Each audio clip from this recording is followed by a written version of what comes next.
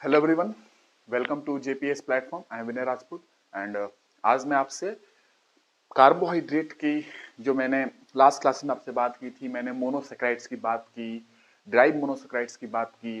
Actually drive monosaccharides पे ज़्यादातर जिक्र नहीं किया जाता है, फिर भी मैंने आपको एग्जांपल्स देने की कोशिश की है कि उदाहरण आप समझ के रखिए उसको। डिराइव्ड मोनोसेक्राइड, जो कि मोनोसेक्राइड से ही कुछ रिएक्शंस के थ्रू डिराइव किए जाते हैं। रिएक्शंस क्या होते हैं, नॉट रिक्वायर्ड आपके लिए। उसके बाद मोनोसेक्राइड्स, डिराइव मोनोसेक्राइड्स। उसके बाद मैंने बात की ओलिगोसेक्राइड्स की, याद है ओलिगोसेक्राइड्स? लास्ट क्लास में मैंने बताया था ओलिगोसेक्राइड्स 2 to 9 मोनोसेक्राइड्स यूनिट्स जब जुड़ते हैं तो ओलिगोसेक्राइड्स बनते हैं। Oligo means few, saccharides means sugar. लेकिन हर कार्बोहाइड्रेट खाने में मीठा हो कोई जरूरी नहीं है, मैंने ये भी बताया है। तो 2 to 9 ओलिगोसेक्राइड बनते हैं। 2 मोनोसेक्राइड जुड़ेगा, डाइसेक्राइड। 3 ट्राइसेक्राइड, 4 टेट्रा, 5 पेंटा। ये सारे ओलिगोसेक्राइड्स के एग्जांपल है, ठीक है। 2 to 9 और 10 टू आगे, 10 से आगे अगर आप जोड़ रहे हो, 10 से 10, 11, 12, 13, 14, 15, 30,000, 20,000, मतलब 3,000, 4,000, 5,000, जितने तक जाओ आगे तक, ये सारे के सारे क्या हो जाएंगे? पॉलीसेक्राइड्स की यूनिट हो जाएंगे, पॉलीसेक्राइड्स बनेंगे इनसे, ठीक है। तो 10 मोर देन 10 मोनोसेक्राइड यूनिट जोड़ रहे हो तो, मोर देन 10 मोनोसेक्राइड यूनिट जोड़ रहे हो तो पॉलीसेक्राइड बनेगा, ठीक है। ये मैंने लास्ट क्लास आपको बताया है बहुत बार बार। मैं आज आपको क्या बताना चाहता हूं कि थोड़ा सा रिवाइज करा दूं आपको कि मोनोसेक्राइड्स में मैंने बात किया था, याद है? Triose, tetrose, pentose, hexose, heptose, याद है? मोनोसेक्राइड्स में मैंने बात की थी। उसमें एल्डोजेज और कीटोसिस की मैंने बात की थी। डिफरेंस एग्जांपल मैंने बताया था कि ग्लूकोज और गैलेक्टोज वगैरह एल्डोजेज में आते हैं, फ्रक्टोज कीटोज के एग्जांपल है, ठीक है। किस आधार पे? मैंने बताया कार्बोहाइड्रेट्स क्या है? पॉलीहाइड्रोक्सी एसीटोन और कीटोन, है ना। पॉलीहाइड्रोक्सी एल्डोसिस एंड कीटोसिस बोला जाता है। पॉलीहाइड्रोक्सी, हाइड्रोक्सी मतलब कि पॉली मतलब मेनी, हाइड्रोक्सी मतलब OH group, OH hydroxyl group बहुत सारे होते हैं, मैं एग्जांपल में समझा रहा हूं। और इनके बीच में बॉन्डिंग क्या होती है? कार्बोहाइड्रेट्स के बीच में ग्लाइकोसिडिक बॉन्ड, एक प्रकार का कोवैलेंट बॉन्ड है। अभी मैं एक आपको एग्जांपल के तौर पे, ताकि आपको फीलिंग आए, आपकी अंडरस्टैंडिंग अच्छी हो जाए, एक मैं आपको करके दिखा दूंगा कैसे ग्लाइकोसिडिक बॉन्ड बनता है, ठीक है। उसके बाद मैंने ड्राइव मोनोसेक्राइड्स की बात की थी। ड्राइव मोनोसेक्राइड्स के बाद मैंने डिराइव्ड मोनोसेक्राइड, जो इसी से बनते हैं, मोनोसेक्राइड से ही बनते हैं कुछ रिएक्शंस के थ्रू।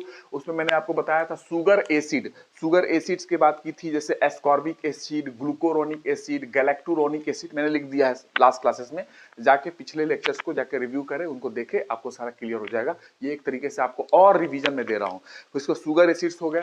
फिर सुगर एल्कोहल, सुगर एल्कोहल में मैंने बात की थी मैनिटॉल, सॉर्बिटॉल, मैनिटॉल लिख लेंगे, सॉर्बिटॉल लिख लेंगे।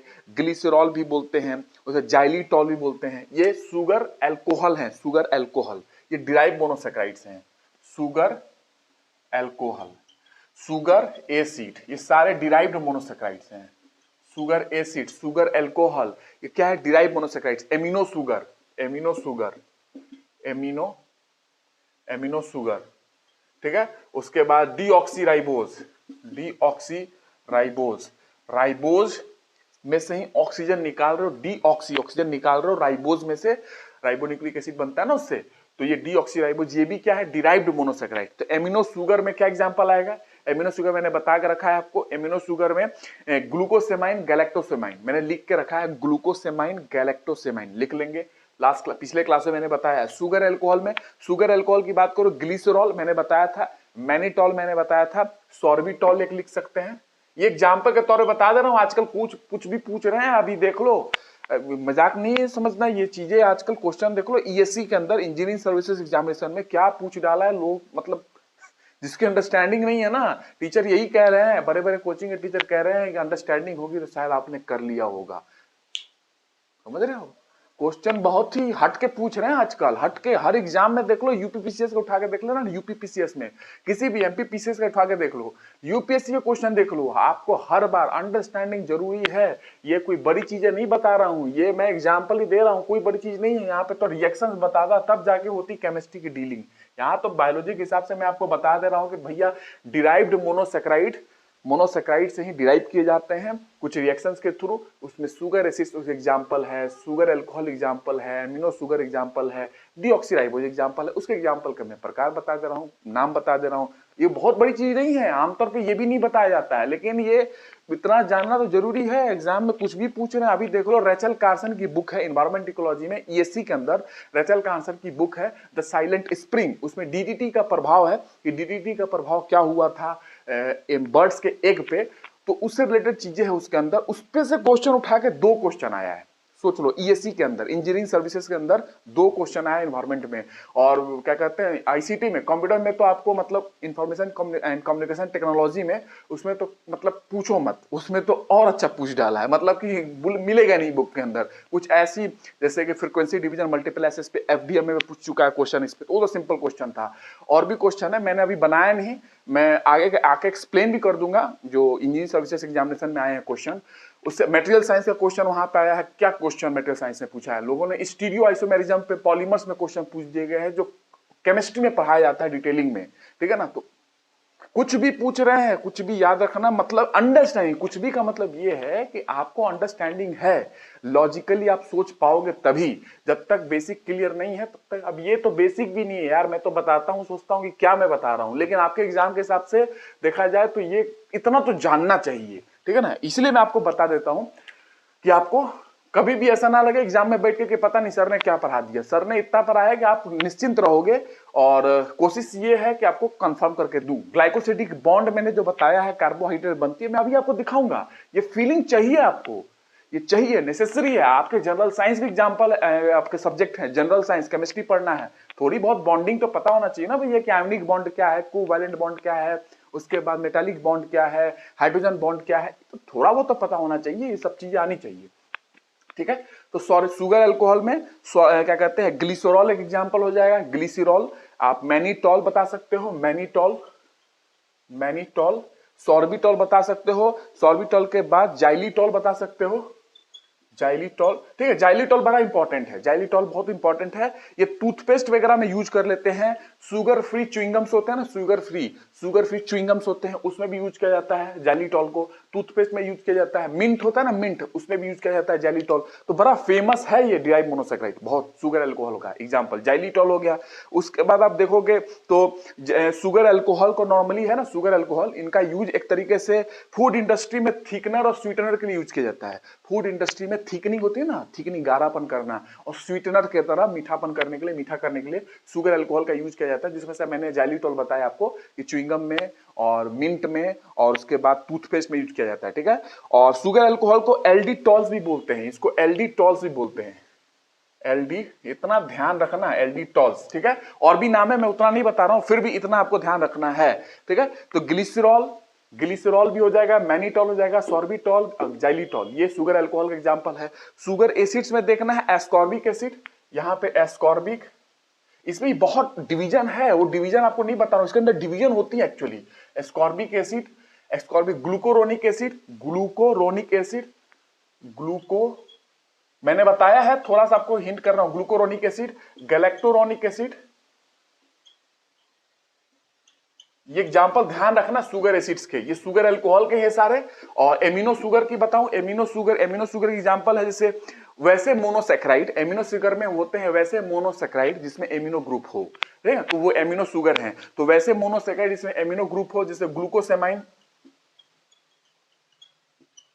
गैलेक्टोसेमाइन, ठीक है, ये एग्जांपल है। ऐसे मोनोसेक्राइड जिसमें एमिनो ग्रुप हो उसको एमिनो शुगर बोलते हैं, ग्लूकोसेमाइन, गैलेक्टोसेमाइन, गैलेक्टोसेमाइन, 2 एग्जांपल है। डीऑक्सीराइबोज में क्या है, डीऑक्सीराइबोज, डीऑक्सी मतलब ऑक्सीजन रिमूव किया, कहां से, राइबोज से। जो राइबोज शुगर होती है ना, उसमें से एक ऑक्सीजन निकाल लिया आपने तो डीऑक्सीराइबोज बन गया। ये भी एक तरीके से डिराइव मोनोसेक्राइड है, मतलब कि मोनोसेक्राइड से ही, जैसे पेंटोस शुगर होते हैं ना राइबोज, तो वो पेंटोस शुगर क्या है, मोनोसेक्राइड, उसमें से डिराइव किए हैं डीऑक्सीराइबोज को, ठीक है। तो डीऑक्सीराइबोज की बात करो तो इसमें क्या है कि फॉर्म्ड बाय, ये कैसे बनते हैं, formed by the deoxygenation of ribose, ribose से ऑक्सीजन निकाल लिया तो बन गया डीऑक्सीराइबोज, जो कि डीएनए बनाएगा, है ना, डीएनए। तो डीऑक्सीराइबोज में क्या होता है, C5, इसका फॉर्मूला याद रखना, डीएनए का पार्ट है भैया, याद तो रखना ही चाहिए, C5H10O4, ये इसका फॉर्मूला है डीऑक्सीराइबोज का। तो राइबोज का क्या हो जाएगा, O5 हो जाएगा। एक ऑक्सीजन निकाल दिया तो डीऑक्सीराइबोज बन गया, एक ऑक्सीजन डाल दिया तो राइबोज बन गया, ठीक है ना। तो ये चीजें है, यहाँ पे O4 होगा, राइबोज में O5 हो जाएगा। ये है इंपॉर्टेंट कंपोनेंट है ना डीएनए का ये। तो ये है भी है क्या, एक तरीके से डिराइव मोनोसेक्राइड। ध्यान रखना, बस इतना मैंने बताया है। मोनोसेक्राइड लोग बताते हैं, डिराइव वाली कोई नहीं बात करता है। मैंने बताया है क्योंकि ये चीजें जानना जरूरी है। क्वेश्चन देख के ऐसा लग रहा है कि पता नहीं, मैं तो अभी भी सोचता हूँ कि कुछ और बताऊं, लेकिन क्या करूं, लोगों को है कि जल्दी जल्दी तो कुछ हो नहीं रहा है। लोगों को 5-5 साल लग जा रहे हैं। जो लोग पहले सोचे कि जल्दी कर लूंगा, 4-4 साल लग जा रहा है। लोगों को 5-5 साल, 6-6 साल, कुछ लोग तो पुरातन काल से तैयारी भी कर रहे हैं। तो क्या है, जल्दी कुछ नहीं होगा। कंटेंट बहुत चाहिए और समझदारी भी चाहिए, इसीलिए मैं हर चीज को समझाता हूं। और जो केमिस्ट्री की पार्ट है, जितना मैं अभी समझा सकता हूं समझा ले रहा हूं बायोलॉजी में, बाकी मैं केमिस्ट्री में जरूर समझाऊंगा जितना आपको एग्जाम में रिक्वायर्ड है, ठीक है। तो ये हो गया। उसके बाद मैंने डिराइव मोनोसेक्राइड समझा दिया, मोनोसेक्राइड आपने समझ लिया है, ट्राइओस, टेट्रोस, पेंटोस मैंने सब कुछ समझा दिया, ठीक है। और उसके बाद अगर बात करूं, जब दो मोनोसेक्राइड जुड़ते हैं तो ग्लाइकोसिडिक बॉन्ड बनता है, ग्लाइकोसिडिक बॉन्ड। टू मोनोसेक्राइड, जब दो मोनोसेक्राइड जुड़ेंगे, टू मोनोसेक्राइड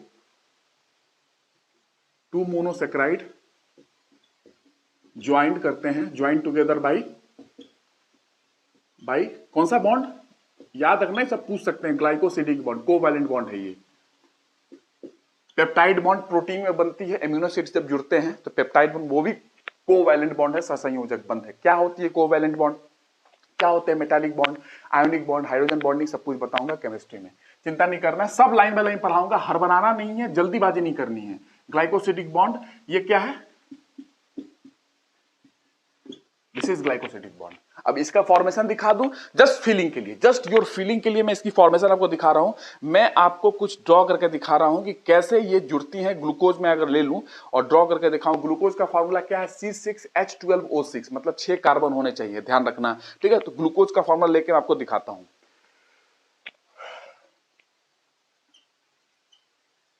जस्ट योर कि कॉन्सेप्ट आपका क्लियर रहे, ठीक है ना, कॉन्सेप्ट क्लियर रहे, इसलिए मैं आपको बता रहा हूं। याद ना करना पड़ेगा, बस याद कर रहे हैं, ठीक है। ये तो हो गया, ग्लाइकोसिडिक बॉन्ड है ये। अब ये दिखा रहा हूं आपका फॉर्मेशन कैसे होता है। यहाँ पे एक एग्जांपल देख लो, बाकी आपको इतनी केमिस्ट्री नहीं जाननी है। हाँ, फॉरेस्ट वगैरह में जो फॉरेस्ट एग्जाम होते हैं ना पीएससी के अंदर, उसमें तो खूब पूछते हैं, उसमें तो अच्छी चाहिए उसमें नॉलेज आपको, ठीक है। तो ये देखो H, ये कार्बन है, ये कार्बन है, यहां भी कार्बन, यहां भी कार्बन, ये कार्बन दिखा दो, नहीं तो नहीं भी दिखा सकते हो, ठीक है। HOH, HOH। अब देख रहे हो OH बहुत आएगा, इसीलिए मैंने डेफिनेशन में पहले बताया था कार्बोहाइड्रेट के, पॉलीहाइड्रोक्सी, पॉली मतलब मेनी, हाइड्रोक्सी मतलब OH ग्रुप, हाइड्रोक्सिल ग्रुप, इसीलिए मैंने डेफिनेशन में भी लिखा था, क्योंकि बहुत सारे OH ग्रुप आपको मिलेंगे इसलिए, ठीक है। ठीक है, देखो OH फिर आया। अब इसी का आधार पर और भी चीजें की जाती है, लेकिन डिवीजन किया जाता है कि अल्फा है कि क्या है, बट वो आप नहीं करेंगे, ठीक है। ये देखो फिर OH आया, देख लो कितने OH आ गए, OH खूब आते जा रहे हैं। उसके बाद ये देखो यहां पे भी कुछ मिलेगा, CH2OH, ध्यान से देखना, ठीक है, CH2H। तो OH आपको बहुत आ रहा है, इसीलिए इसको पॉलीहाइड्रोक्सी बोला जाता है। और यहां पे एक आपको ऑक्सीजन मिल जाएगा, ठीक है। सेम चीज यहां पे जोड़ दो, ग्लूकोज, और दो ग्लूकोज को जोड़ दोगे तो क्या बनेगा, दो ग्लूकोज जुड़ेंगे तो डाइसैकेराइड क्या बनेगा, इसको पता है, माल्टोस, याद है, माल्टोस। तो दो ग्लूकोज जोड़ोगे तो बीच में ग्लाइकोसिडिक बॉन्ड बनेगी और फिर बन जाएगा माल्टोस। यहां माल्टोस में लिख दोगे दो ग्लूकोज बना के। तो देखो यहां पे सेम चीज कर लो, दो ग्लूकोज है, सेम फॉर्मूला लिखो, HOH। इसके चेन फॉर्म, रिंग फॉर्म बहुत बात की जाती है, फ्यूरानोज, किसी ने पढ़ा होगा तो उसको पता होगा कि हाँ मैं क्या बोल रहा हूं, अदरवाइज इसीलिए मैं ज्यादा जिक्र नहीं कर रहा हूं, जस्ट आपको समझाने के लिए कुछ चीजें मैं आपको बताना चाहता हूं, इसलिए, ठीक है। ये बॉन्डिंग में समझाना चाहता हूं, ग्लाइकोसिडिक बॉन्ड कैसे होता है। ये ग्लूकोज ग्लूकोज C6H12O6 होता है। तो ग्लूकोज की बात करूं, C6H12O6, C6H12O6 में, ठीक है। तो देखो फर्स्ट कार्बन, ये कार्बन नंबर 1, मैं पहले नंबरिंग कर दूं, आपको समझना है ये थोड़ा सा, इससे फीलिंग आ जाएगी। नंबर 1 कार्बन, यहाँ पे नंबर 2 कार्बन, यहाँ पे कार्बन है, लिखो ना लिखो कार्बन है, ठीक है ना, लिख भी सकता हूं नहीं भी। यहाँ पे 3, यहाँ पे चौथा, यहाँ पे 5वां, एक छठा कार्बन यहाँ दिख रहा है। एक number 2 carbon, number 3 carbon, number 4 carbon, number 5, number 6 carbon, ठीक है, 6 कार्बन है, ठीक है। अब देख रहे हो कि पहले कार्बन पे H ऊपर OH नीचे, ठीक है, दूसरे कार्बन पे देखो H ऊपर OH नीचे, तीसरे कार्बन पे देखो OH ऊपर H नीचे, चौथे कार्बन पे देखो H ऊपर OH नीचे, पांचवें कार्बन पे देखो तो पांचवें कार्बन के ऊपर देखो CH2OH आपको दिख रहा है, ठीक है, ये है। अब यहां पे क्या होगा कि देखो यहां पे एक्चुअली ये रिएक्शन होगी और यहां से H2O बाहर निकलेगा, पानी। मैंने बार बार आपको समझाया है कि जब जुड़ेंगी कंडेंसेशन होगा तो निर्जलीकरण होगा, पानी बाहर निकलेगा। जब जुड़ रही हैं दो ग्लूकोज तो बनेगा माल्टोज और पानी बाहर निकलेगा। लेकिन उसी माल्टोज को, क्योंकि डाइसैकेराइड है, उसको तोड़ना है और फिर से ग्लूकोज ग्लूकोज में कन्वर्ट करना है जिससे वो बना था, तो उसी माल्टोज को तोड़ने के लिए आपको पानी देना पड़ेगा, ठीक है। तो हाइड्रोलिसिस, जल अपघटन कराना पड़ेगा, लिसिस ब्रेक डाउन, हाइड्रोजन पानी डाल के उसकी ब्रेक डाउन करा दोगे, ग्लूकोज ग्लूकोज टूट जाएंगे, ठीक है ना, अपने आप बाहर हो जाएंगे।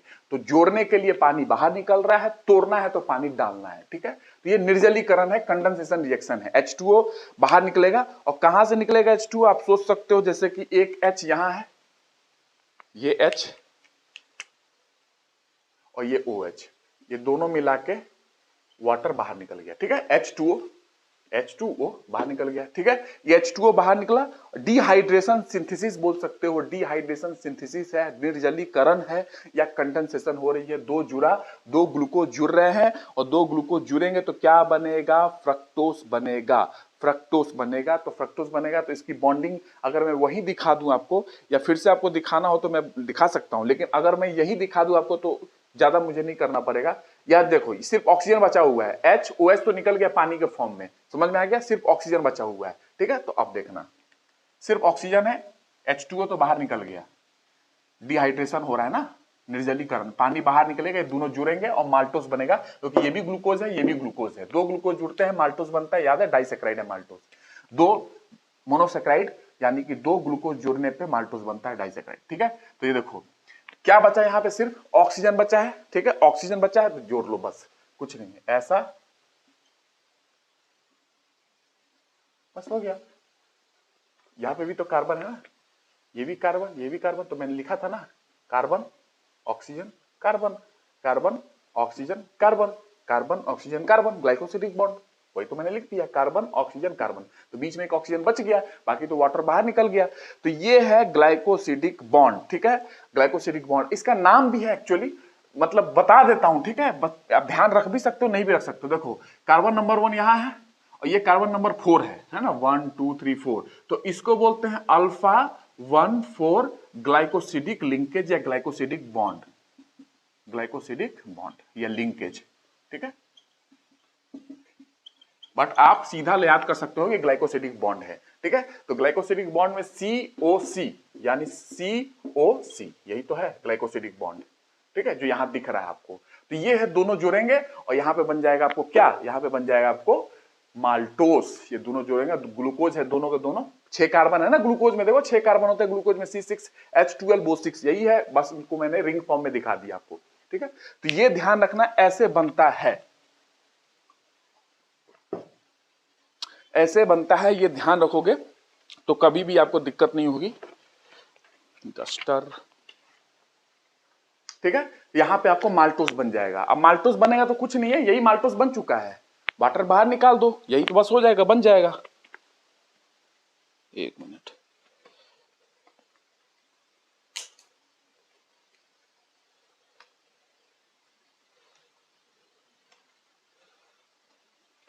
ठीक है। तो माल्टोस, माल्टोस बन चुका है, ये दोनों जुड़ेंगे माल्टोस बन जाएगा, वाटर बाहर निकल गई, ये ग्लाइकोसिडिक बॉन्ड बन गया। ये आप समझ लिए तो इससे क्या होगा, फीलिंग आ जाएगी। बाकी चीजें तो बहुत है यार, बहुत है, केमिस्ट्री है ये बॉन्डिंग दिखाना नहीं चाहिए मुझे, लेकिन बायोलॉजी में थोड़ी बहुत तो आपको जानकारी के लिए मैं बता दे रहा हूँ। ग्लाइकोसिडिक बॉन्ड कार्बोहाइड्रेट में बनते हैं तो कैसे बनते हैं, ठीक है। तो ये आपने देखा कि ग्लाइकोसिडिक बॉन्ड बन गया, किसमें, कार्बोहाइड्रेट के अंदर। अब कार्बोहाइड्रेट में ग्लाइकोसिडिक बॉन्ड बन गया। अब आपसे कोई पूछे कि पॉलीसेक्राइड की बात करते हैं, लेकिन उसके पहले मैंने आपको बताया था कि ओलिगोसेक्राइड में डाइसेक्राइड, ट्राइसेक्राइड, मैंने सब कुछ बात की है 2 to 9 तक। 2 में डाइसेक्राइड, 2 मोनोसेक्राइड जुड़ा, डाइसेक्राइड 3 जुड़ा, ट्राइसेक्राइड, ऐसे आपको पता है। ओलिगोसेक्राइड तो ये आपको कोई पूछे कि सुक्रोज है, सुक्रोज की मैंने बात की थी। सुक्रोज का और चीज जान लो। देखो प्लांट जो है सुक्रोज का यूज करते हैं ट्रांसलोकेशन ऑफ फूड। फूड की ट्रांसलोकेशन जब होती है प्लांट के अंदर, ट्रांसलोकेशन मतलब एक जगह से दूसरे जगह पे प्लांट के अलग अलग ब्रांचेस में जो खाना ट्रांसफर होता है ना फूड का, वो होता है सुक्रोज के फॉर्म में। इसलिए पढ़ना जरूरी है सुक्रोज। मैंने बाकी तो बता ही दिया लास्ट क्लास में, पिछला क्लास सब कुछ देख लेना, तब जाकर फीलिंग आएगी इस क्लास की अच्छे से। तो सुक्रोज यूज करती है प्लांट किसके लिए?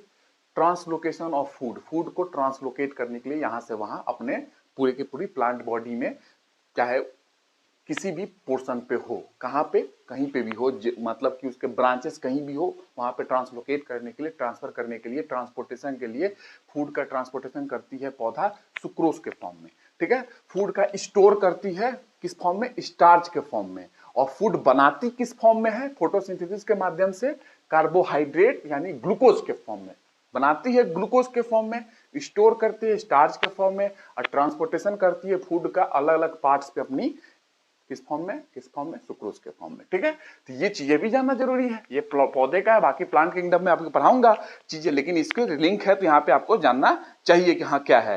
ठीक है, तो ये है आपका ग्लाइकोसिडिक बॉन्ड के बारे में थोड़ा सा मैंने बताया, ऑलिगोसैकेराइड्स के बारे में आपको पता चला। ठीक है, और ग्लूकोज, फ्रक्टोज और गैलेक्टोज, उसमें मीठा मैंने बता दिया था, ग्लूकोज, फ्रक्टोज, गैलेक्टोज स्वीट है, गैलेक्टोज स्वीट है, उसके बाद ग्लूकोज स्वीटर है, और फ्रक्टोज स्वीटेस्ट है, स्वीटेस्ट नेचुरल शुगर है ना वो फ्रक्टोज। बाकी मैंने लास्ट क्लास में आपको सब कुछ बता के रखा है।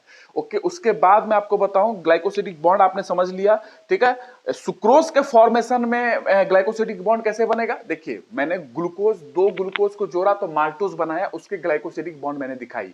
सुक्रोज की जो फॉर्मेशन होगी तो सुक्रोज में ग्लूकोज प्लस फ्रक्टोज जुड़ेगा, ग्लूकोज प्लस फ्रक्टोज, तो ग्लूकोज फ्रक्टोज जुड़ेगा, उसके बीच में भी जो ग्लाइकोसिडिक बॉन्ड होगी तो सेम ग्लाइकोसिडिक बॉन्ड वही होगा, ऐसा यही ग्लाइकोसिडिक बॉन्ड बनेगी, पर अंतर ये होगा कि ग्लूकोज फ्रक्टोज के बीच में बन रही है, और वो बन जाएगा एक सुक्रोज। ठीक है, क्योंकि सुक्रोज डाइसैकेराइड है जो कि ग्लूकोज फ्रक्टोज से बनता है, लेकिन दोनों जुड़ेंगे ग्लूकोज फ्रक्टोज तो ग्लाइकोसिडिक बॉन्ड बनेगी। कार्बोहाइड्रेट के अंदर तो यही बॉन्ड बनता है, तो ग्लाइकोसिडिक बॉन्ड जैसे मैंने माल्टोज में दिखाया है वैसे सुक्रोज में भी बन जाएगा। ठीक है ना, सुक्रोज में भी बनेगा। तो ठीक है, एक से आपको समझ सकते हो फीलिंग कि मैंने आपको क्या दिया है। ठीक है, अब देखिए फंक्शन ऑफ ओलिगोसैकेराइड की बात करो। मैंने वैसे आपको बताया था कि टेट्रासैकेराइड में, टेट्रासैकेराइड एग्जांपल मैंने लास्ट क्लास में बताया था स्टेकायोस और स्कोरोडोस। स्टेकायोस और स्कोरोडोस की बात की थी मैंने, और स्कोरोडोस जो है लहसुन में, प्याज में मिलता है, मैंने आपको बताया था। और स्टेकायोस जो है स्टेकाइस ट्यूबिफेरा, स्टेकाइस ट्यूबिफेरा के जो पौधा है ये वहां पे मिलता है। ठीक है ना,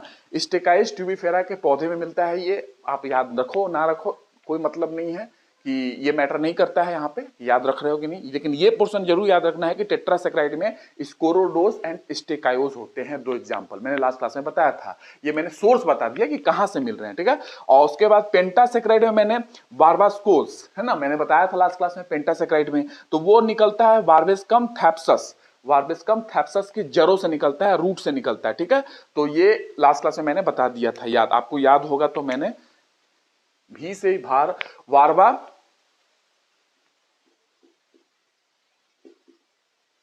यहां इसके जड़ से निकलता है, इसके जड़ से, यहां पे भी लिख सकते हो, बी से भी बता देते हैं लोग, भी से भी बता देते हैं। ठीक है, भी से लिख लो। तो ये जो पेंटासैकेराइड मैंने बताया था लास्ट क्लास में, पेंटासैकेराइड क्या है? ठीक है, क्या लिखा मैंने? वारबा स्कोस। ओएसी लगता है तो क्या बोलते हैं? शुगर होता है ना, कार्बोहाइड्रेट, ओएसी जो होता है, मैंने बार बार बताया आपको। तो ये निकलता क्या? ये पौधा का जड़ से ये मिलता है पेंटासैकेराइड। ये जो पेंटासैकेराइड है इस पौधे के जड़ से निकलता है। ठीक है, रूट से निकलता है, बस इतना ध्यान रखना।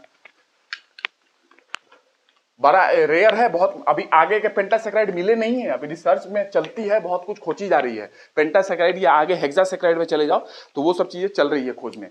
बाकी अब मैं बताऊं आपसे तो ओलिगोसैकेराइड का कुछ फंक्शन देख लो। आपने देख लिया ओलिगोसैकेराइड में फंक्शन में, जैसे कि डाइसैकेराइड उसी के एग्जांपल है, ट्राइसैकेराइड, टेट्रासैकेराइड सब कुछ है। तो एक जनरल फंक्शन बता रहा हूं ओलिगोसैकेराइड का। देखिए गन्ना चुकंदर वगैरह, शकरकंद वगैरह हो गया, आपने देख लिया कि गन्ना का जो रस होता है वो सुक्रोज के फॉर्म में तना में ही स्टोर होता है। जो रस पीते रहते हो तने में तो स्टोर होता है, स्टेम में, क्योंकि फूड का ट्रांसलोकेशन जो है पौधे किस फॉर्म में करती है? सुक्रोज के फॉर्म में, तो इसीलिए सुक्रोज गन्ने के स्टेम में रहता है। ठीक है, मतलब ट्रांसपोर्टेशन, फूड को यहां से वहां भेजना है ना पौधे के अलग अलग भाग में, तो ट्रांसपोर्टेशन करती है पौधा, कहती है मैं सुक्रोज के फॉर्म में करूंगा। तो स्टोर खाना करना हो तो बोलता है मैं सुक्रोज के फॉर्म में नहीं करूंगा, स्टोर करना है तो मैं करूंगा स्टार्च के फॉर्म में। अब बोलता है खाना बनाना होगा तो मैं ग्लूकोज के फॉर्म में खाना बनाऊंगा, फोटोसिंथेसिस के माध्यम से। ठीक है, ये फीलिंग चाहिए आपको, तब जाकर आपको पता चलेगा। कुछ ओलिगोसैकेराइड की बात करूं, लिखते जाना। पहला ओलिगोसैकेराइड सुक्रोज, सुक्रोज के मैंने बता दिया, सुक्रोज में आपने देख लिया, चुकंदर में देख लिया, स्टोर रहता है। ठीक है, ये चीजें हो गई। और उसके बाद कुछ सेल मेम्ब्रेन, मैंने पढ़ाया सेल मेम्ब्रेन, याद है? कुछ सेल मेम्ब्रेन में भी ये उसके कंपोनेंट होते हैं। कुछ ओलिगोसैकेराइड सेल मेम्ब्रेन, कोशिका झिल्ली के भी कंपोनेंट होते हैं, घटक होते हैं। लिख लेंगे दूसरा पॉइंट, सेल मेम्ब्रेन याद है, मैंने बताया है। ओलिगोसैकेराइड उसके कंपोनेंट होते हैं, नेम टैग की तरह काम करते हैं, एक टैग मार्क की तरह काम करते हैं। टैग समझते हो ना, टैग लग गया, ब्रांड का टैग हो गया, तो टैगिंग वहां होती है सेल मेम्ब्रेन पे, तो वो अपने आप में एक उसका फंक्शन है। बट आप इतना ध्यान रखेंगे कि सेल मेम्ब्रेन में होता है। लैक्टोज ओलिगोसैकेराइड कुछ बच्चों मरीजों को भी दिया जाता है, बच्चों को लैक्टोज। आप जानते हो लैक्टोज क्या है? ओलिगोसैकेराइड एग्जांपल है ना, डाइसैकेराइड में आता है ओलिगोसैकेराइड। तो मतलब कि डाइसैकेराइड ओलिगोसैकेराइड के अंदर ही आता है ना, ये बार बार मुझे बताना पड़ता है, कुछ लोग का जो दिमाग है ना इधर उधर घूमते रहता है, इसलिए मुझे बार बार बताता रहता हूँ आपको कि एग्जाम्पल घुसे आपको अंदर, है ना, अंदर आएगा तभी जाकर फीलिंग करोगे। तो लैक्टोज जो है ये मरीजों को और अलग अलग जगहों पे आप देखोगे बच्चों को भी दिया जाता है एज ए फूड सोर्स। ठीक है ना, आहार के रूप में भी दिया जाता है। सुक्रोस देखो, सुक्रोस मैंने बताया, और एसिटिक एसिड हुआ, ऑक्जेलिक एसिड हुआ, इथाइल अल्कोहल हुआ, सुक्रोज से लगभग बन जाते हैं। मोलासिस वगैरह आपने नाम सुना होगा, उसकी बाद में बात करूंगा मैं। बट सुक्रोज से एसिटिक एसिड, विनेगर जो जानते हो आप, और उसके बाद ऑक्जेलिक एसिड, अरे यही लिख रहा हूँ, ये कोई बड़ी चीज नहीं, ये अभी नहीं भी लिखोगे तो केमिस्ट्री में बताऊंगा। ठीक है ना, एसिटिक एसिड, विनेगर जानते हो, है ना, इथाइल अल्कोहल जानते हो, इथाइल अल्कोहल। ठीक है, तो ये चीजें सुक्रोज से बन जाती हैं। ठीक है, और कैसे बनती है केमिस्ट्री में थोड़ा बहुत जब आएगी समय तो मैं तुमको दिखाऊंगा। कुछ ओलिगोसैकेराइड जो है ट्रांसपेरेंट साबुन होता है ना, पारदर्शी साबुन, आर पार दिख जाता है साबुनों में, कुछ ओलिगोसैकेराइड वहां पे भी यूज किए जाते हैं पारदर्शी साबुन बनाने के लिए। ठीक है, अब इतना रहने दो ओलिगोसैकेराइड की फंक्शन।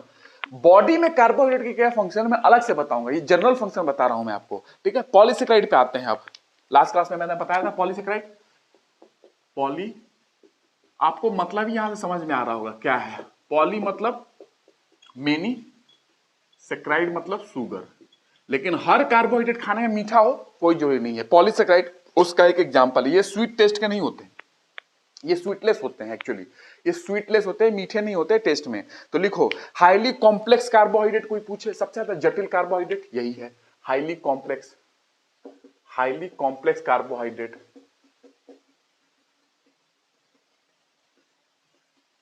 ठीक है, हाईली कॉम्प्लेक्स कार्बोहाइड्रेट। उसके बाद ये हाइड्रोलिसिस जब कराओगे इसका, ये थोड़ा सा आपको केमिस्ट्री मिस्ट्री सुनना, मेरे ध्यान बातें सुनोगे समझ में आएगी, क्योंकि मैं जानता हूं बहुत लोग केमिस्ट्री वीक होगी, यहाँ पे हिस्ट्री वाले भी हैं, आर्ट्स वाले भी लोग हैं, साइंस के भी लोग हैं, तो कॉमर्स वाले भी हैं, इसलिए मैं थोड़ा सा बोलता हूँ कि सुनो, सुनोगे समझ में आ जाएगी।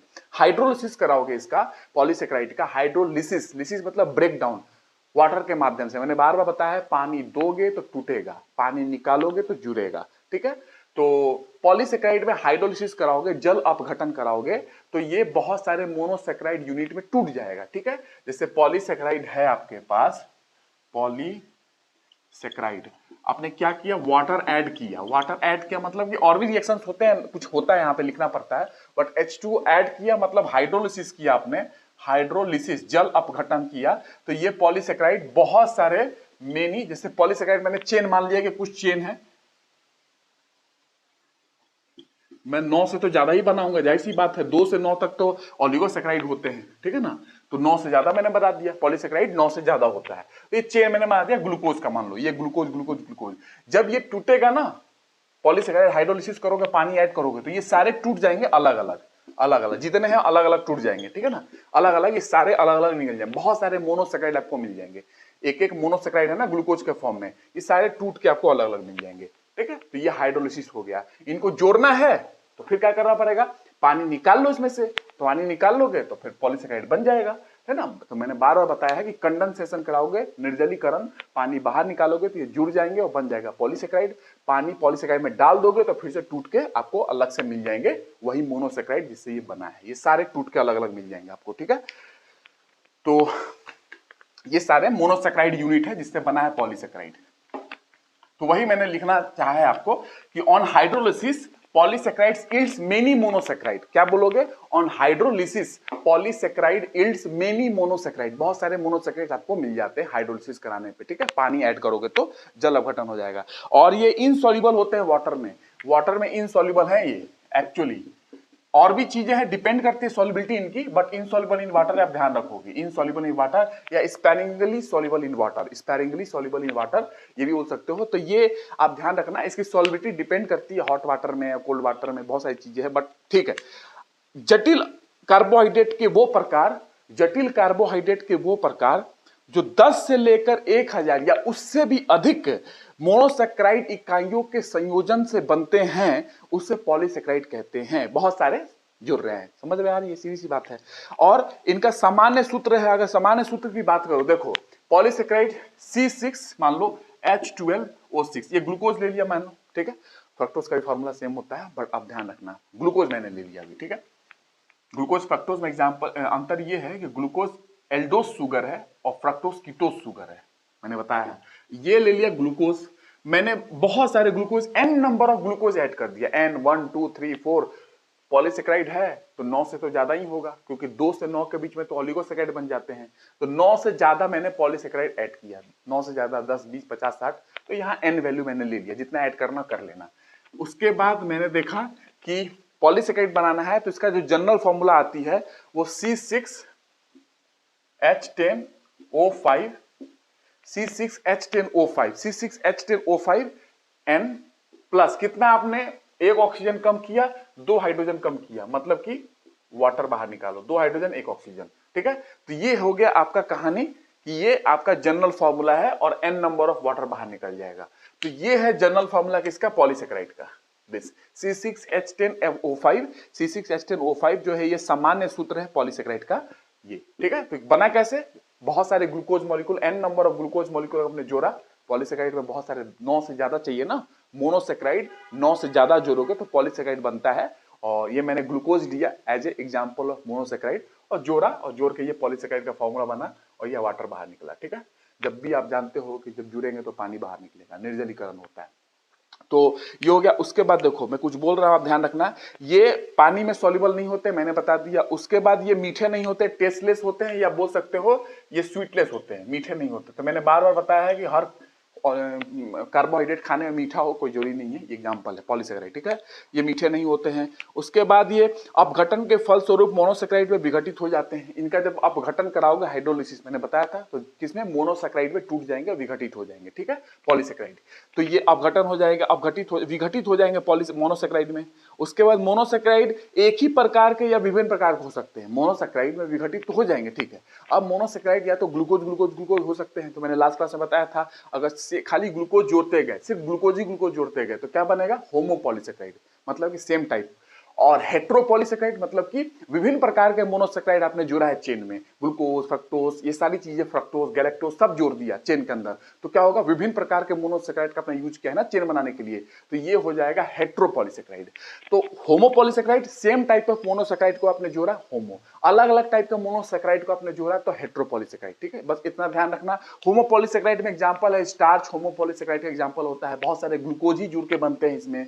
ग्लाइकोजन में भी बहुत सारे ग्लूकोज बन के जुड़ते हैं, कितने ग्लूकोज होते हैं मैं आपको बताऊंगा। तो सिर्फ सेम टाइप ऑफ मोनोसेक्राइड जुड़ के बन रहे हैं तो वो होमोपॉलीसेक्राइड है। तो स्टार्च हो गया, ग्लाइकोजन हो गया, सेलुलोज हो गया, इनुलिन हो गया, मैं बताऊंगा इनुलिन क्या है, तो ये आपको ध्यान रखना है। इतना इतना ध्यान रखेंगे तो आपका काम बनेगा। काइटिन भी हो गया, ये भी उसकी एग्जांपल है, काइटिन। तो ये है होमोपॉलीसेक्राइड। हेट्रोपॉलीसेक्राइड में क्या है? हेट्रोपॉलीसेक्राइड मतलब क्या होता है कि ये made up of more than one type of monosaccharide, made up of more than one type of monosaccharide, मतलब एक से ज्यादा अधिक टाइप के मोनोसेक्राइड से मिलकर बनते हैं, इसलिए हेट्रो नाम है, हेट्रो, ठीक है। तो more than one type of monosaccharide से बन रहा है। जैसे कि एग्जाम्पल के तौर पे आपसे कोई पूछे तो क्या बताएंगे इसका? हेट्रोपॉलीसेक्राइड एग्जांपल में जैसे कि लोग देते हैं पेक्टिन वगैरह के एग्जांपल देते हैं, या फिर म्यूकोपॉलीसेक्राइड का एग्जांपल देते हैं। म्यूकोपॉलीसेक्राइड का एग्जांपल मैंने बताया था हेपेरिन के बारे में, ध्यान रखना। अगर का मैंने बात किया था, अगर रेड अलगी जो शैवाल होती है, काई होती है, गैलिडियम और ग्रेसिलेरिया, ये दो अलगी से अगर अगर निकलता है, जो कि कल्चर मीडियम में यूज करते हैं हम लोग, बैक्टीरिया कल्चर मीडियम में उनको ग्रो करने के लिए।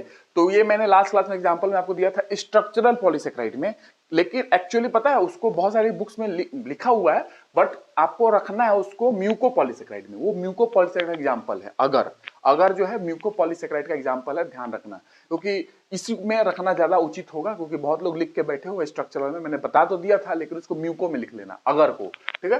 तो उसको मैं लिखवा दूंगा। तो ये आप समझ चुके हो कि पॉलीसेकेराइड के बारे में।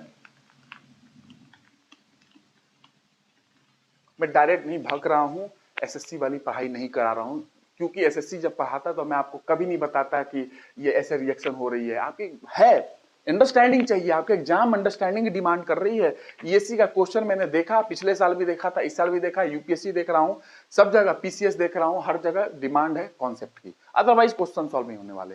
5-10 कर लोगे, लगेगा मैं मुझे आता है, अरे भैया 100 क्वेश्चन आ रहे हैं, तो बाकी क्वेश्चन कौन करेगा। इसीलिए समझे, ध्यान से समझे, मैं आपको समझा भी रहा हूं, हर चीज समझा के दे रहा हूं कि आप एक बार, उसके बाद किताब उताब की मैंने इसलिए बार बार बोला है कि जरूरत नहीं है, ठीक है ना, क्योंकि इसके बाद आपको जरूरत नहीं पड़ेगी, मैं समझा के सब कुछ दे दे रहा हूं आपको। तो उसके बाद अगर अब मैं देखो तो आपको पैक्टिन और काइटिन वगैरह मैंने आपको बता दिया कि पैक्टिन जो हेटेरोपॉलीसेकेराइड का एग्जाम्पल है, ठीक है। कभी कभी ये सब चीजें आपको ध्यान रखनी चाहिए कि हो सकता है पूछ ले, ठीक है। तो अब मैं आपको बताता हूं कि टाइप्स ऑफ पॉलीसेकेराइड में आपको क्या पढ़ना है। टाइप्स ऑफ पॉलीसेकेराइड, ठीक है। पॉलीसेकेराइड के टाइप मैंने बताया था, पॉलीसेकेराइड को कैसे बांट सकते हो, स्टोरेज पॉलीसेकेराइड, पॉलीसेकेराइड को ग्लाइकन भी बोलते हैं, ठीक है। तो स्टोरेज पॉलीसेकेराइड, स्ट्रक्चरल जो स्टोर करते हैं पॉलीसेकेराइड, जैसे प्लांट स्टार्च को स्टोर करती है, स्ट्रक्चरल संरचना बना रही है, जैसे सेल्यूलोज प्लांट का सेल वॉल में है, ठीक है। स्ट्रक्चरल पॉलीसेकेराइड, सो स्टोरेज पॉलीसेकेराइड और म्यूको पॉलीसेकेराइड, ये वाला मैं आपको पढ़ा रहा हूं। लास्ट क्लास में मैंने बताया था स्ट्रक्चरल में अगर को लिख लिया था, उसको म्यूको पॉलीसेकेराइड में लिख लेना, म्यूको पॉलीसेकेराइड, ठीक है। यहाँ पे आगर को लिख लो, आगर, आगर मतलब कि अगर आप जानते हो ना, एक अलगी से मैंने बताया था निकलता है, कल्चर में यूज करते हैं। तो स्टोरेज पॉलीसेकेराइड में पहला एग्जांपल मैं लूंगा स्टार्च, स्टार्च समझेंगे यहाँ पे, यहीं पे स्टार्च स्टोर होता है। सेलुलोज समझेंगे यहाँ पे, सेलुलोज, काइटिन समझेंगे यहाँ पे हम लोग, इन्युलिन समझेंगे यहाँ पे, ठीक है। काइटिन यहाँ पे आएगा स्ट्रक्चरल में, ठीक है ना, स्ट्रक्चर का पार्ट होता है। स्टार्च, सेलुलोज, इन्युलिन, ये तीन हम लोगों को समझना है। यहाँ पे कहाँ पे स्टार्च, सेलुलोज, स्टार्च सेलुलोज यहाँ स्ट्रक्चर में आएगा ना, स्ट्रक्चर का पार्ट है, स्ट्रक्चर सेल वाल मैंने बताया ना, यहाँ पे स्ट्रक्चर में आ जाएगा सेलुलोज, स्ट्रक्चरल में, ठीक है, सेलुलोज। और काइटिन भी यहीं पे आता है, मैंने लास्ट क्लास में लिखा भी था। यहाँ पे क्या आएगा सबको पता होगा, ग्लाइकोजन होता है एनिमल में, ठीक है ना, इन्युलिन हो गया। उसके बाद और भी मैंने बताया था डेक्स्ट्रिन, डेक्स्ट्रन मैंने बताया था, याद है डेक्स्ट्रिन, डेक्स्ट्रन लास्ट क्लास में, तो वो भी इसी के अंदर आ जाते हैं, स्टोरेज पॉलीसेकेराइड के अंदर, डेक्स्ट्रिन और डेक्स्ट्रन। आप डेक्स्ट्रिन डेक्स्ट्रन को याद रखना सिर्फ कि किस में आते हैं, डेक्स्ट्रिन और डेक्स्ट्रन, ठीक है। तो मैं इन तीन को तो डिस्कस कर रहा हूं, ठीक है। डेक्स्ट्रिन डेक्स्ट्रन आपको सिर्फ याद रखना है, स्टोरेज में है। स्ट्रक्चरल में सेलुलोज है, काइटिन है, और उसके बाद इतना दो ध्यान रखना कि आपको दोनों, ये काइटिन एक्सोस्केलेटन आर्थ्रोपोडा में बनती है ये, ठीक है। फंजाई के एक्सोस्केलेटन में होती है बाहरी परत में, सेलुलोज प्लांट सेल में आप जानते हो। म्यूकोपॉलीसेकेराइड मैंने कल बताया था, आपको डिस्कस करूंगा मैं हेपेरिन वगैरह के बारे में।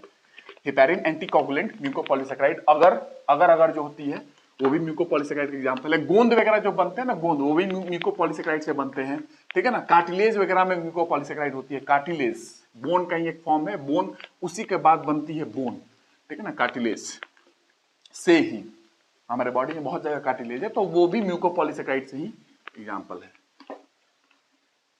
कार्टिलेज भी म्यूकोपॉलीसेकेराइड से ही आपको मिल जाएगी देखने को कि बनती है, ठीक है। तो आपको मैं बता दूं अभी क्या, अभी स्टार्च स्टार्ट कर रहा हूं, स्टार्च मतलब कि स्टोरेज पॉलीसेकेराइड स्टार्ट कर रहा हूं, storage polysaccharide starch, starch, starch को एमाइलम भी बोलते हैं, एमाइलम, ठीक है, एमाइलम, एमाइलम हो गया, ये स्टार्च है। अब स्टार्च के दो भाग हैं, उससे पहले आप स्टार्च समझना है तो देखो, ये होमोपॉलीसेकेराइड है, होमो समझ चुके, होमो पॉलीसेकेराइड क्या है। उसके बाद ये पॉलीमर है अल्फा डी ग्लूकोज का, ये ग्लूकोज का पॉलीमर है, मतलब ग्लूकोज ही जुड़े हुए हैं, तो सेम टाइप ऑफ मोनोसेकेराइड जोड़ते हैं तो होमो पॉलीसेकेराइड बोलते हैं। तो ये होमो पॉलीसेकेराइड है, होमो पॉलीसेकेराइड है। ये क्या है, क्यों, क्योंकि ये पॉलीमर किसका है, polymer of glucose.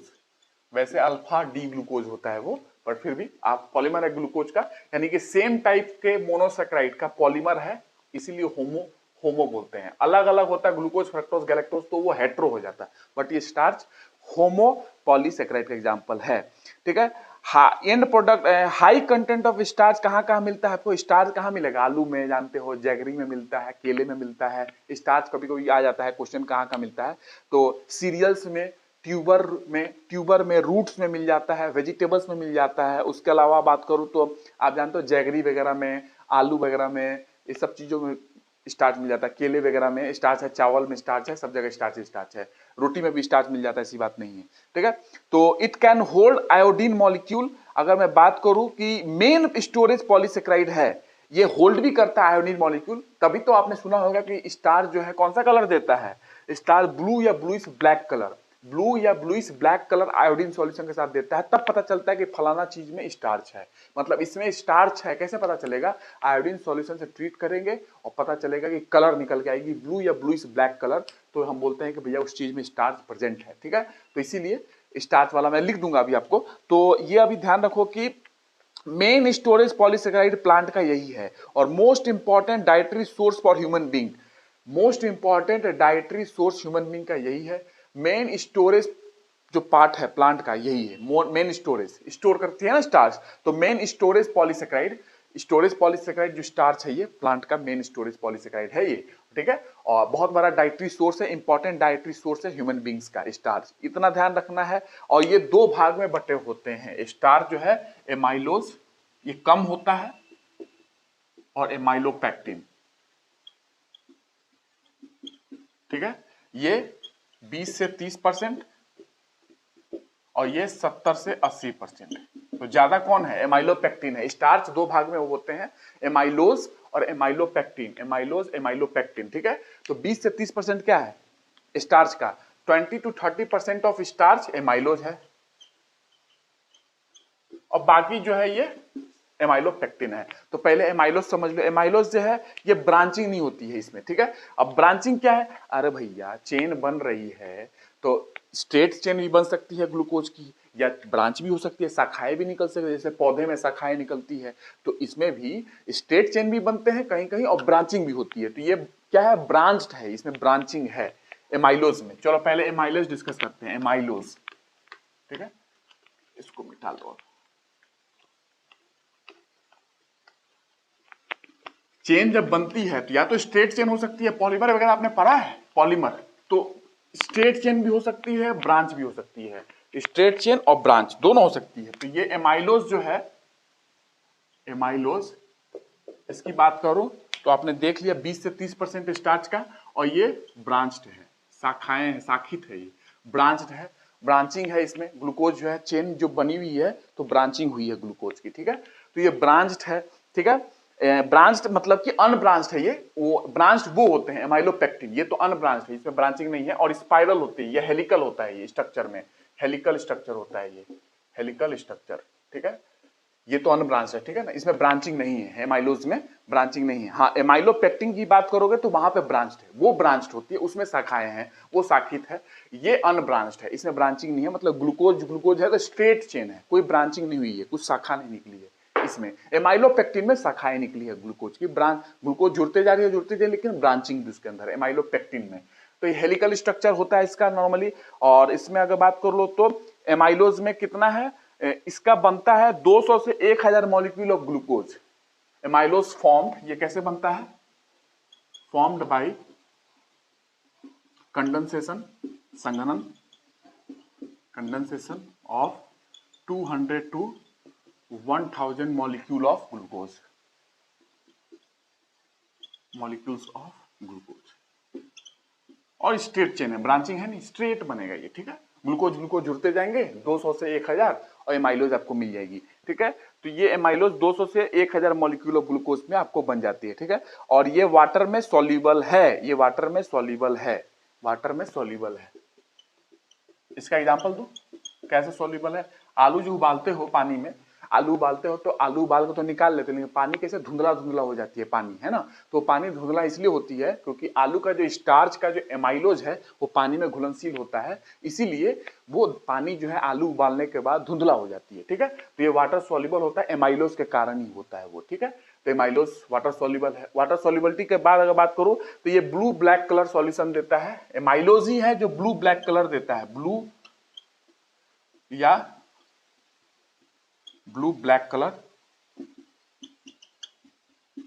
Iodine test कराते हैं ना, कलर विथ आयोडीन सॉल्यूशन, तब पता चलता है। आयोडीन सॉल्यूशन के साथ ट्रीट करोगे, अगर ब्लू ब्लैक कलर आ रही है लगभग, तो बोलते हैं भैया हाँ एमाइलोज है वो, या स्टार्च। स्टार्च के लिए भी आप बोल देते हो, आपके एग्जाम में तो यही आएगा कि स्टार्च की क्या है, तो स्टार्च गिव्स ब्लू या bluish black colour with iodine solution, सीधा। लेकिन मैं उसके कंपोनेंट में भी बता दे रहा हूं कि क्या क्या होता है। तो blue black colour with iodine solution देता है, ब्लू ब्लैक या ब्लू बोल सकते हो, तो ब्लू ब्लैक कलर या ब्लू बोल सकते हो, blue black colour with iodine solution, iodine solution के साथ आपको ये कलर मिल जाती है, ठीक है। तो इतना ध्यान रखना है एमाइलोज के बारे में, एमाइलोज के बारे में आपको इतना ध्यान रखना है कि ये है। अब ये जुड़ेगा तो वही ग्लाइकोसिडिक बॉन्ड बनेगी, आपको पता है। जब ये इतने जुड़ेंगे मॉलिक्यूल ग्लूकोज के तो ग्लाइकोसिडिक बॉन्ड बनते जाएंगी, ठीक है। तो blue black colour with iodine solution, water soluble है ये, और इसी कारण पानी धुंधला हो जाता है आलू उबालने के बाद, ठीक है। अनब्रांचिंग है, ब्रांचिंग नहीं है इसके अंदर। भाई चेन बना रहे हो तो स्ट्रेट चेन बन सकता है या ब्रांचिंग भी हो सकती है, तो ब्रांचिंग नहीं है इसमें ग्लूकोज की, सीधा स्ट्रेट चेन है, ठीक है। एमाइलोपेक्टिन में ब्रांचिंग हुई है, एमाइलोपेक्टिन में ब्रांचिंग हुई है, ठीक है। और देखना कभी केमिस्ट्री में पूछ दे तो जब देखो स्ट्रेट चेन होती है ना, तो इनमें एमाइलोज में जब भी स्ट्रेट चेन होगी तो बॉन्डिंग जो होगी ग्लाइकोसिडिक बॉन्ड की अल्फा 1,4 होती है, अल्फा 1,4 बॉन्डिंग होती है ग्लाइकोसिडिक बॉन्ड, अल्फा 1,4, ठीक है। और अगर ब्रांचिंग हो गई तो जैसे माइलोपेक्टिन में, तो वहां पे अल्फा 1,4 भी होगी बॉन्डिंग में, और 1,6 भी होगी, 1,6 भी होगी, ठीक है।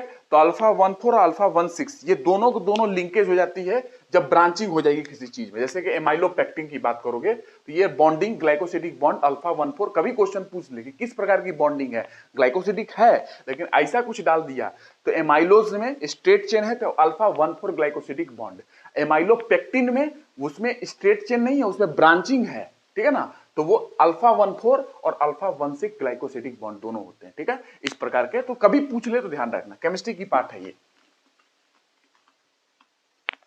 ध्यान से सुनते जाओगे मेरी बात तो समझ में आएगी। एमाइलोपेक्टिन लिखो,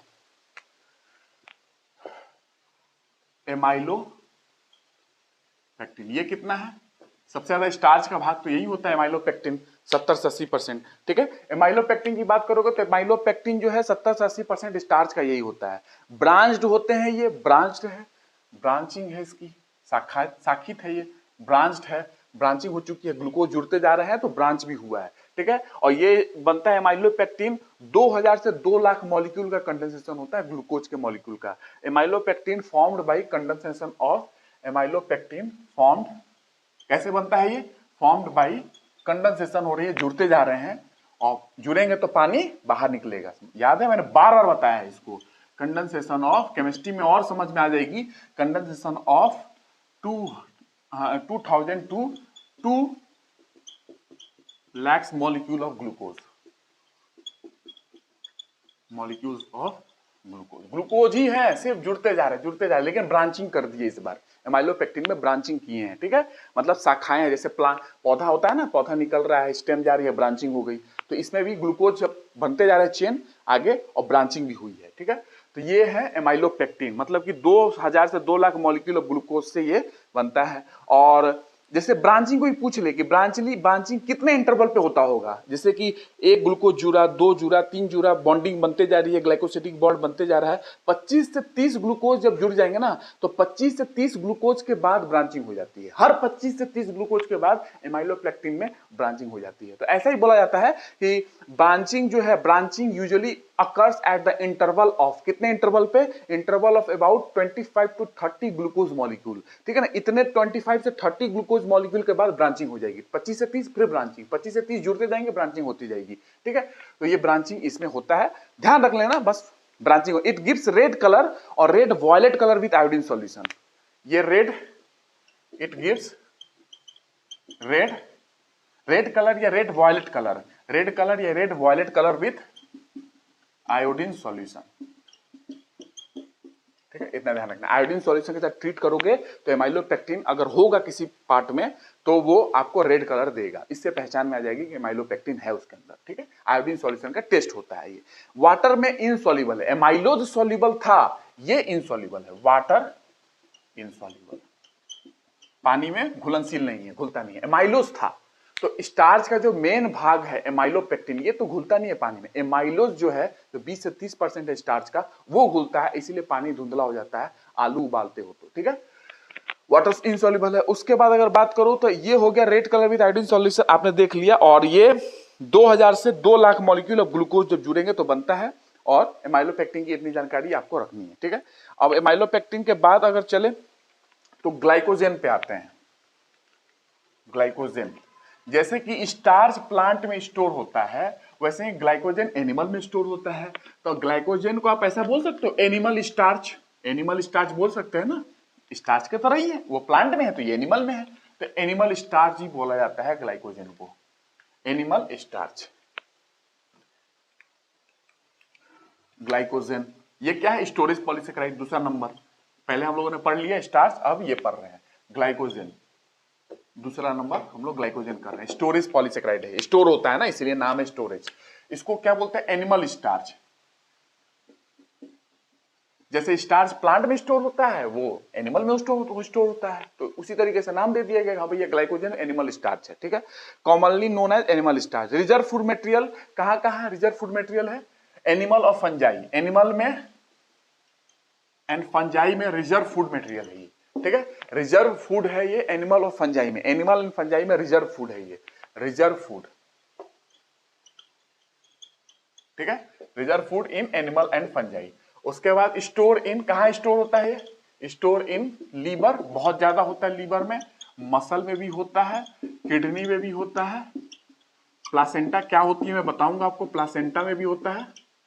और उसके बाद every growing tissue in human body, every growing tissue, her growing tissue जो होती है जो ग्रो कर रही है ना, ग्रोइंग टिश्यू उत्तक में, सब में अच्छे अमाउंट में ग्लाइकोजन स्टोर हो जाता है। Every growing tissue, every growing tissue, ठीक है, एवरी ग्रोइंग टिश्यूज में ये स्टोर हो जाता है, क्या है, ग्लाइकोजन। ठीक है, तो आप लोग ये लीवर मसल जानते हो, ये ध्यान रखना जो मैंने सब कुछ बता दिया।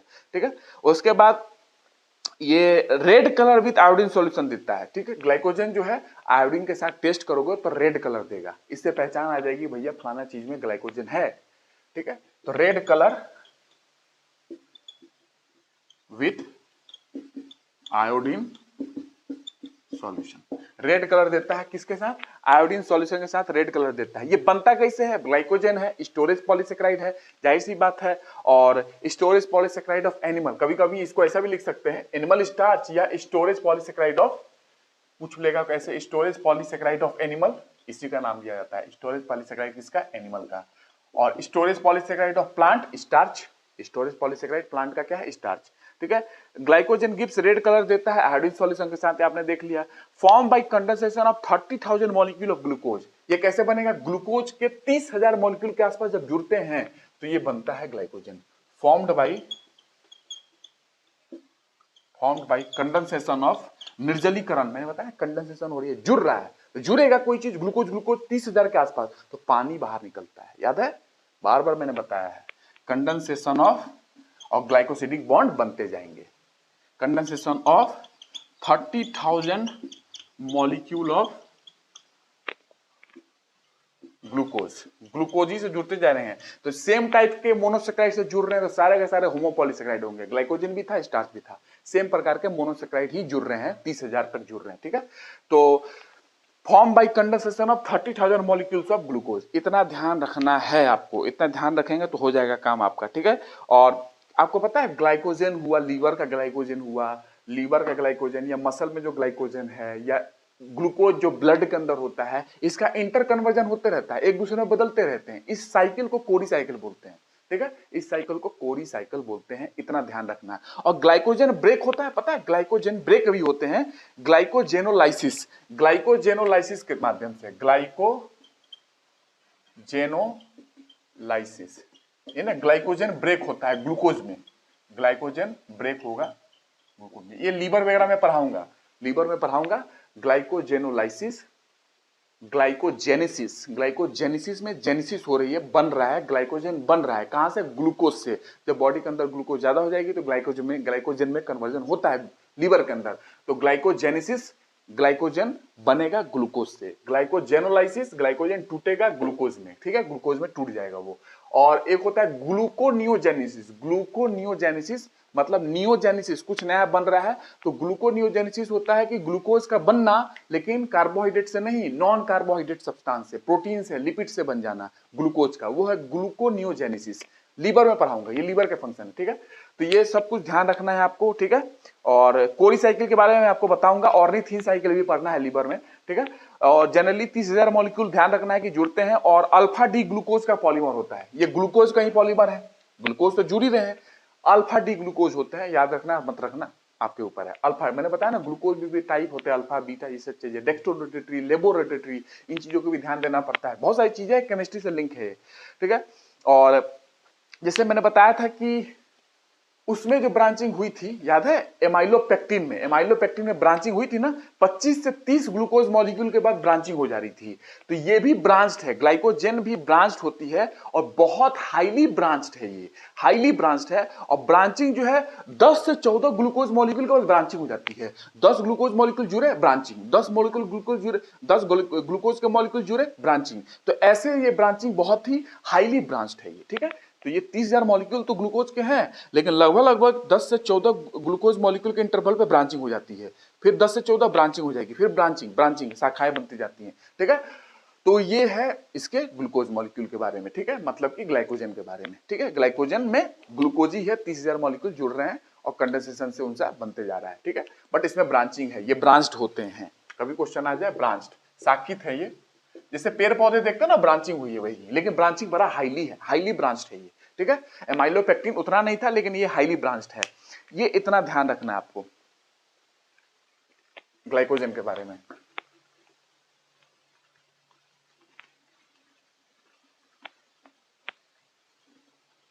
अब मैं बताता हूं आपको स्टोरेज पॉलीसेकेराइड नंबर तीसरा, इनुलिन, इंसुलिन नहीं, इनुलिन। इंपॉर्टेंट इसलिए है, किडनी की टेस्ट में यूज किया जाता है इसको, ग्लोमेरुलर फिल्टरेशन रेट में यूज किया जाता है इसको, इनुलिन को, इसलिए इंपॉर्टेंट है, ठीक है। इन्यूलिन, ये पॉलीमर है फ्रुक्टोज का, तीसरा number storage polysaccharide inulin, insulin नहीं, इन्यूलिन, ये है पॉलीमर किसका, पॉलीमर ऑफ फ्रक्टोज, ये फ्रक्टोज से बना है, तो जाहिर सी बात है कि ये होमोपॉलीसेकेराइड होगा, सिर्फ फ्रक्टोज से बना हुआ है, सिर्फ फ्रक्टोज से ही बना हुआ है। सेम टाइप के मोनोसेकेराइड से बनते हैं तो क्या बोलते हैं उसको, होमोपॉलीसेकेराइड, ठीक है। तो ये एक प्रकार का स्टोरेज पॉलीसेकेराइड है, ठीक है, और ये पॉलीमर है फ्रक्टोज का। ये कहां प्रेजेंट होता है, ये प्रेजेंट होता है स्वीट पोटैटो में मिल जाएगा आपको, अदरक में मिल जाएगा, गार्लिक में मिल जाएगा, क्या कहते हैं, गार्लिक में मिल जाएगा, ओनियन में, गार्लिक में, आर्टिचोक में मिल जाता है, ठीक है। ये वाटर सॉल्युबल भी होता है। आर्टिचोक क्या होता है पता करना, वाटर सॉल्युबल है, पानी में घुलनशील है। स्वीट पोटैटो में है शकरकंद, ठीक है, ओनियन में है, गार्लिक में है, आर्टिचोक में है। आर्टिचोक बताओ, किसी को पता हो तो लिख के कमेंट सेक्शन में बताइएगा, ठीक है। आर्टिचोक समझाऊंगा मैं, प्लांट से रिलेटेड है कोई, तो मैं बताऊंगा कि क्या है ये आर्टिचोक, ठीक है। उसके बाद बात करो कि ये रूट्स ऑफ डहालिया प्लांट, ये roots of dahlia plant, roots of, ये प्लांट के रूट में ही पाया जाता है इनुलिन, इनुलिन यहाँ पाए जाते हैं, ठीक है। इनुलिन पॉलीमर है, बीटा फ्रक्टोज का पॉलीमर है, और ये मेटाबोलाइज बॉडी में नहीं होता है, ये मेटाबोलाइज मतलब डाइजेस्ट बॉडी में नहीं होगा, जो खाओगे सीधा क्या कहते हैं उसके माध्यम से, यूरिन के माध्यम से, टॉयलेट के माध्यम से बाहर निकल जाएगा, मेटाबोलाइज ही नहीं होता, डाइजेस्ट ही नहीं होता है, तो नॉट मेटाबोलाइज्ड। इसीलिए तो फायदे, मतलब हम लोग यूज कर लेते हैं किडनी की टेस्ट में, उसकी फंक्शन जानने के लिए। Not metabolised in human body, human body, तो क्या होगा, ह्यूमन बॉडी में मेटाबोलाइज नहीं हुआ तो क्या होगा, it is filtered through the kidney, kidney से फिल्टर हो जाएगा, it is filtered through the kidney, ठीक है, किडनी से फिल्टर हो जाएगा, ठीक है, it is filter through the kidney. So तो क्या होगा, इट इज यूज्ड, कहां यूज करते हैं, it is used to measure GFR। So it is used to measure GFR, glomerular filtration rate. ये क्या होता है, किडनी पर आऊंगा, नेफ्रॉन पे, नेफ्रॉन के पास ग्लोमेरुलर फिल्टरेशन रेट, वहां पे आपको पता करना पड़ता है कि कितना फिल्टर हो पा रहा है। ग्लोमेरुलर फिल्टरेशन, नेफ्रॉन में पूरा ड्रॉ करूंगा, आपको दिखाऊंगा कि कैसे होती है। तो इसमें कहानी ये है कि इनुलिन जो है, इनुलिन ये मेटाबोलाइज होगी नहीं, तो जो लोग दिया जाता है पेशेंट को, और पूरी पूरी किडनी फिल्टर कर देती है और यूरिन के माध्यम से बाहर निकाल देगी।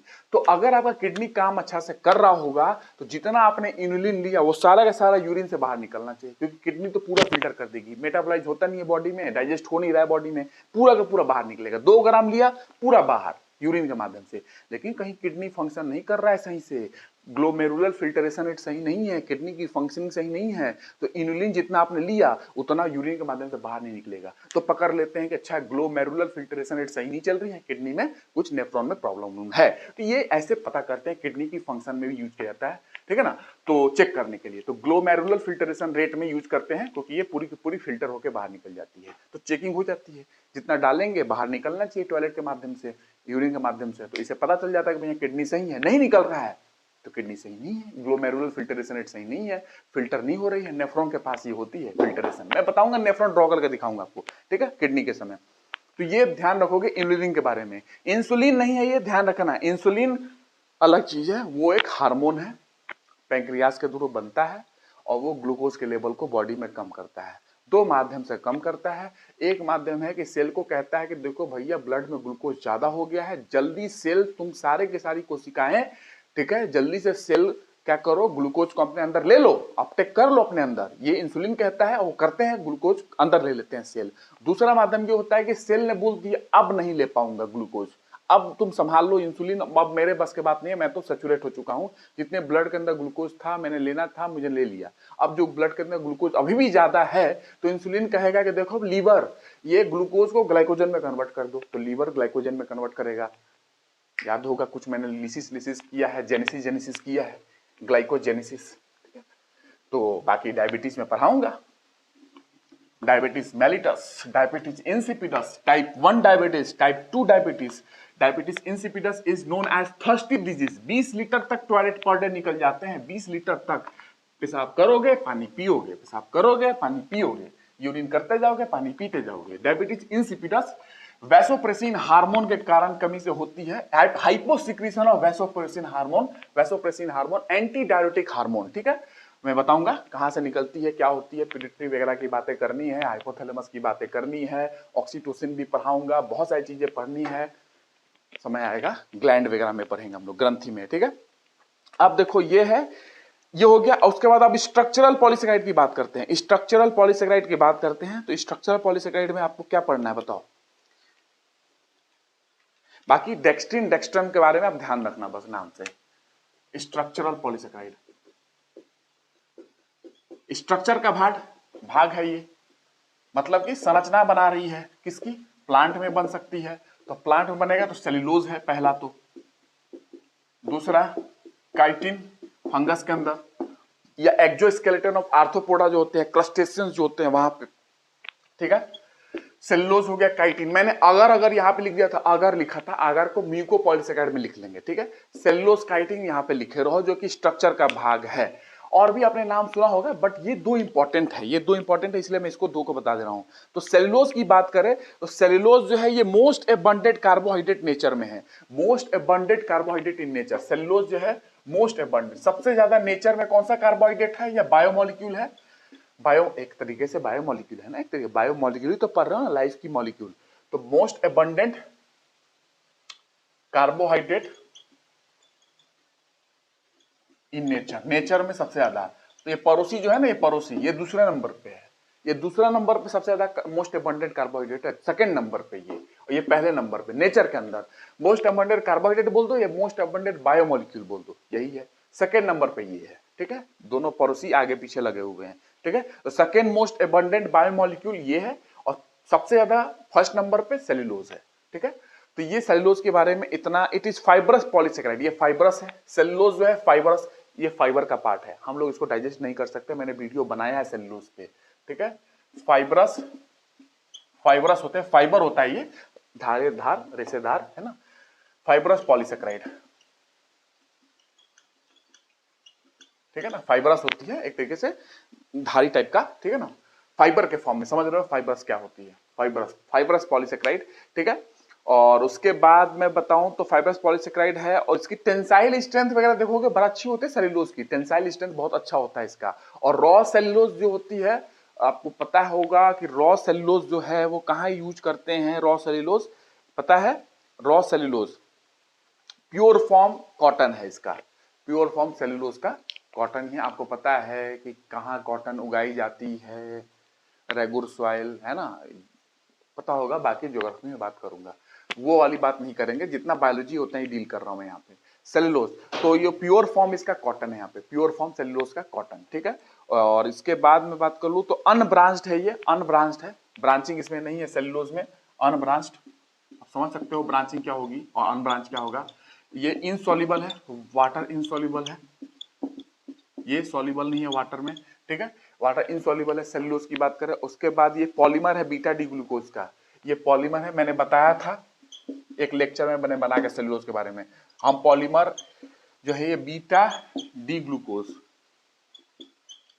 ठीक है, या बीटा ग्लूकोज या बोल दो, डी वगैरह नाम मत लो, आपके हिसाब से जरूरी भी नहीं है, बीटा डी ग्लूकोज का पॉलीमर है ये, बीटा डी लिख लो, या बीटा डी ग्लूकोज का पॉलीमर है। और इस बीटा लिंकेज को, इस बीटा बॉन्डिंग को तोड़ने के लिए हमारे पास एंजाइम नहीं है, इसलिए हम डाइजेस्ट नहीं कर सकते, बाकी मैंने वीडियो बनाया है सेल्यूलोज पे, देख लेना, ठीक है। Polymer of beta D glucose मतलब कि इसी ग्लूकोज का पॉलीमर है, जुड़ते गए बन गया, ठीक है। और ये सेल्यूलोज में लगभग लगभग कितने होते हैं सेल्यूलोज के अंदर, इट इज क्या कहते हैं 6000 मॉलिक्यूल के आसपास के कंडेंसेशन से बनता है, 3000 से 6000 मॉलिक्यूल की कंडेंसेशन से, फॉर्म्ड बाई कंडेंसेशन ऑफ, जुड़ते जा रहे हैं 3000 to 6000, ठीक है ना, 3000 to 6000 बोल सकते हो, 3000 to 6000 मॉलिक्यूल, ग्लूकोज मॉलिक्यूल का कंडेंसेशन होगा, जुड़ेंगे तो सेल्यूलोज बन जाएगा, ठीक है, जिसे मैंने पहले से बताते आ रहा हूं आपको, ठीक है।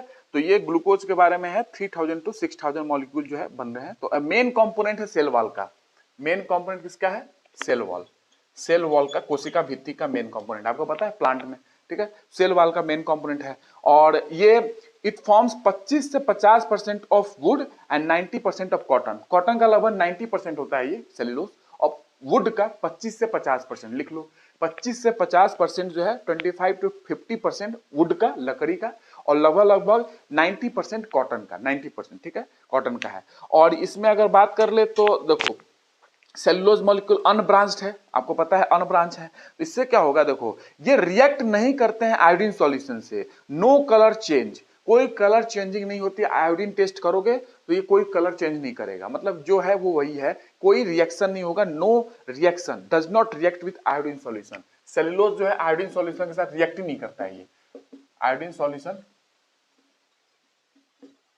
नो रिएक्शन या no colour change with iodine solution, तो ये रिएक्ट नहीं करता है, बाकी तो कर रहे थे, आपने देखा कलर दे रहे थे, ये नहीं देता, ठीक है। तो ये no colour change with iodine solution, ये इतना ध्यान रखोगे।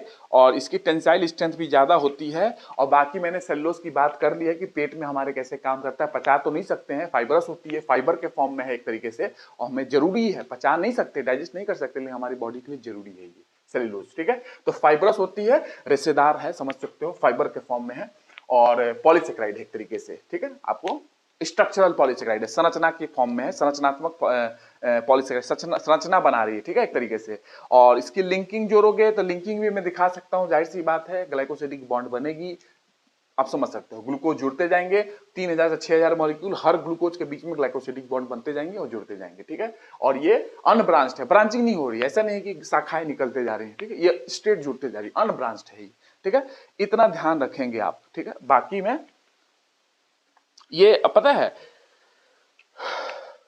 ट्यूनिसिन, ट्यूनिसिन आप में पता है यूरोकॉर्डेट्स होते हैं, आप सुने होगे कि नहीं, यूरोकॉर्डेट्स वगैरह नहीं सुने होगे, तो मैं किंगडम में पढ़ाऊंगा आपको, एनिमल किंगडम में।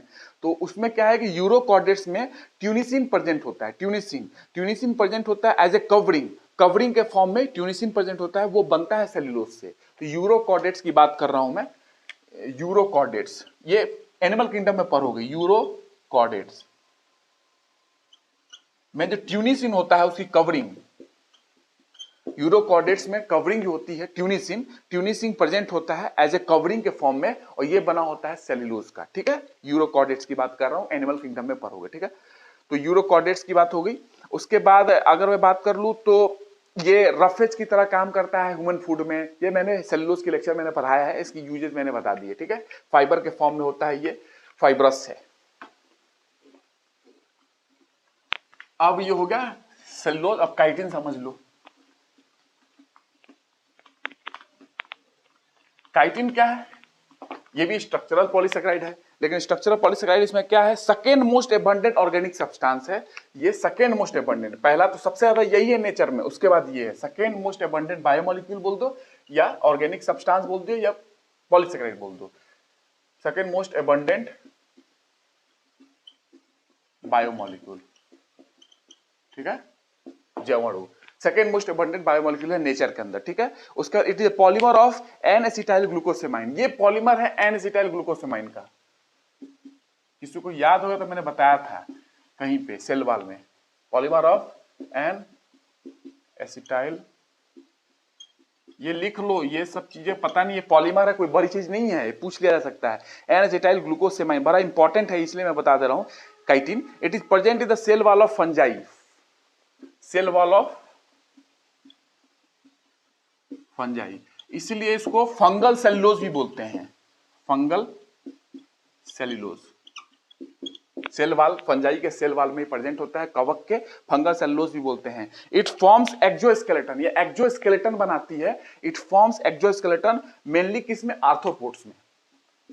इट फॉर्म्स बाहरी एक्सोस्केलेटन, बाहरी परत। इट फॉर्म्स एक्सो बाहरी स्केलेटन इन आर्थ्रोपोड्स, क्रस्टेशियंस। कुछ को याद होगा तो मैंने क्रस्टेशियंस की बात भी की है, अदरवाइज मैं किंगडम में पढ़ाऊंगा आपको। तो एक्सोस्केलेटन बाहरी परत का पार्ट है काइटिन, ठीक है, बाकी फंगस में भी है, ठीक है। और ये क्या है कि ना, ये सॉफ्ट होता है एक्चुअली, पता है, ये कोई ऐसा मत समझना है कि बहुत हार्ड है, ये एक्चुअली ये होता है सॉफ्ट, लेदरी होता है, लेदरी फॉर्म में होती है, सॉफ्ट होती है, लेदरी होती है। तो ये क्या है कि ये प्रोवाइड करता है इलास्टिसिटी और स्ट्रेंथ। ये सॉफ्ट होता है काइटिन, और लेदरी होती है, लेदरी होती है, ये प्रोवाइड करता है इलास्टिसिटी और स्ट्रेंथ प्रोवाइड करता है। लेकिन ये हार्ड कैसे हो जाता है, ये हार्ड हो जाता है डिपोजिशन ऑफ प्रोटीन और कैल्शियम कार्बोनेट, ये प्रोटीन और कैल्शियम कार्बोनेट के डिपोजिशन से हार्ड हो जाता है। एक्चुअली होता है सॉफ्ट, प्रोटीन एंड CaCO3 के डिपोजिशन से क्या हो जाता है, हार्ड हो जाता है, लेकिन होता है ये सॉफ्ट और लेदरी होती है ये, ठीक है।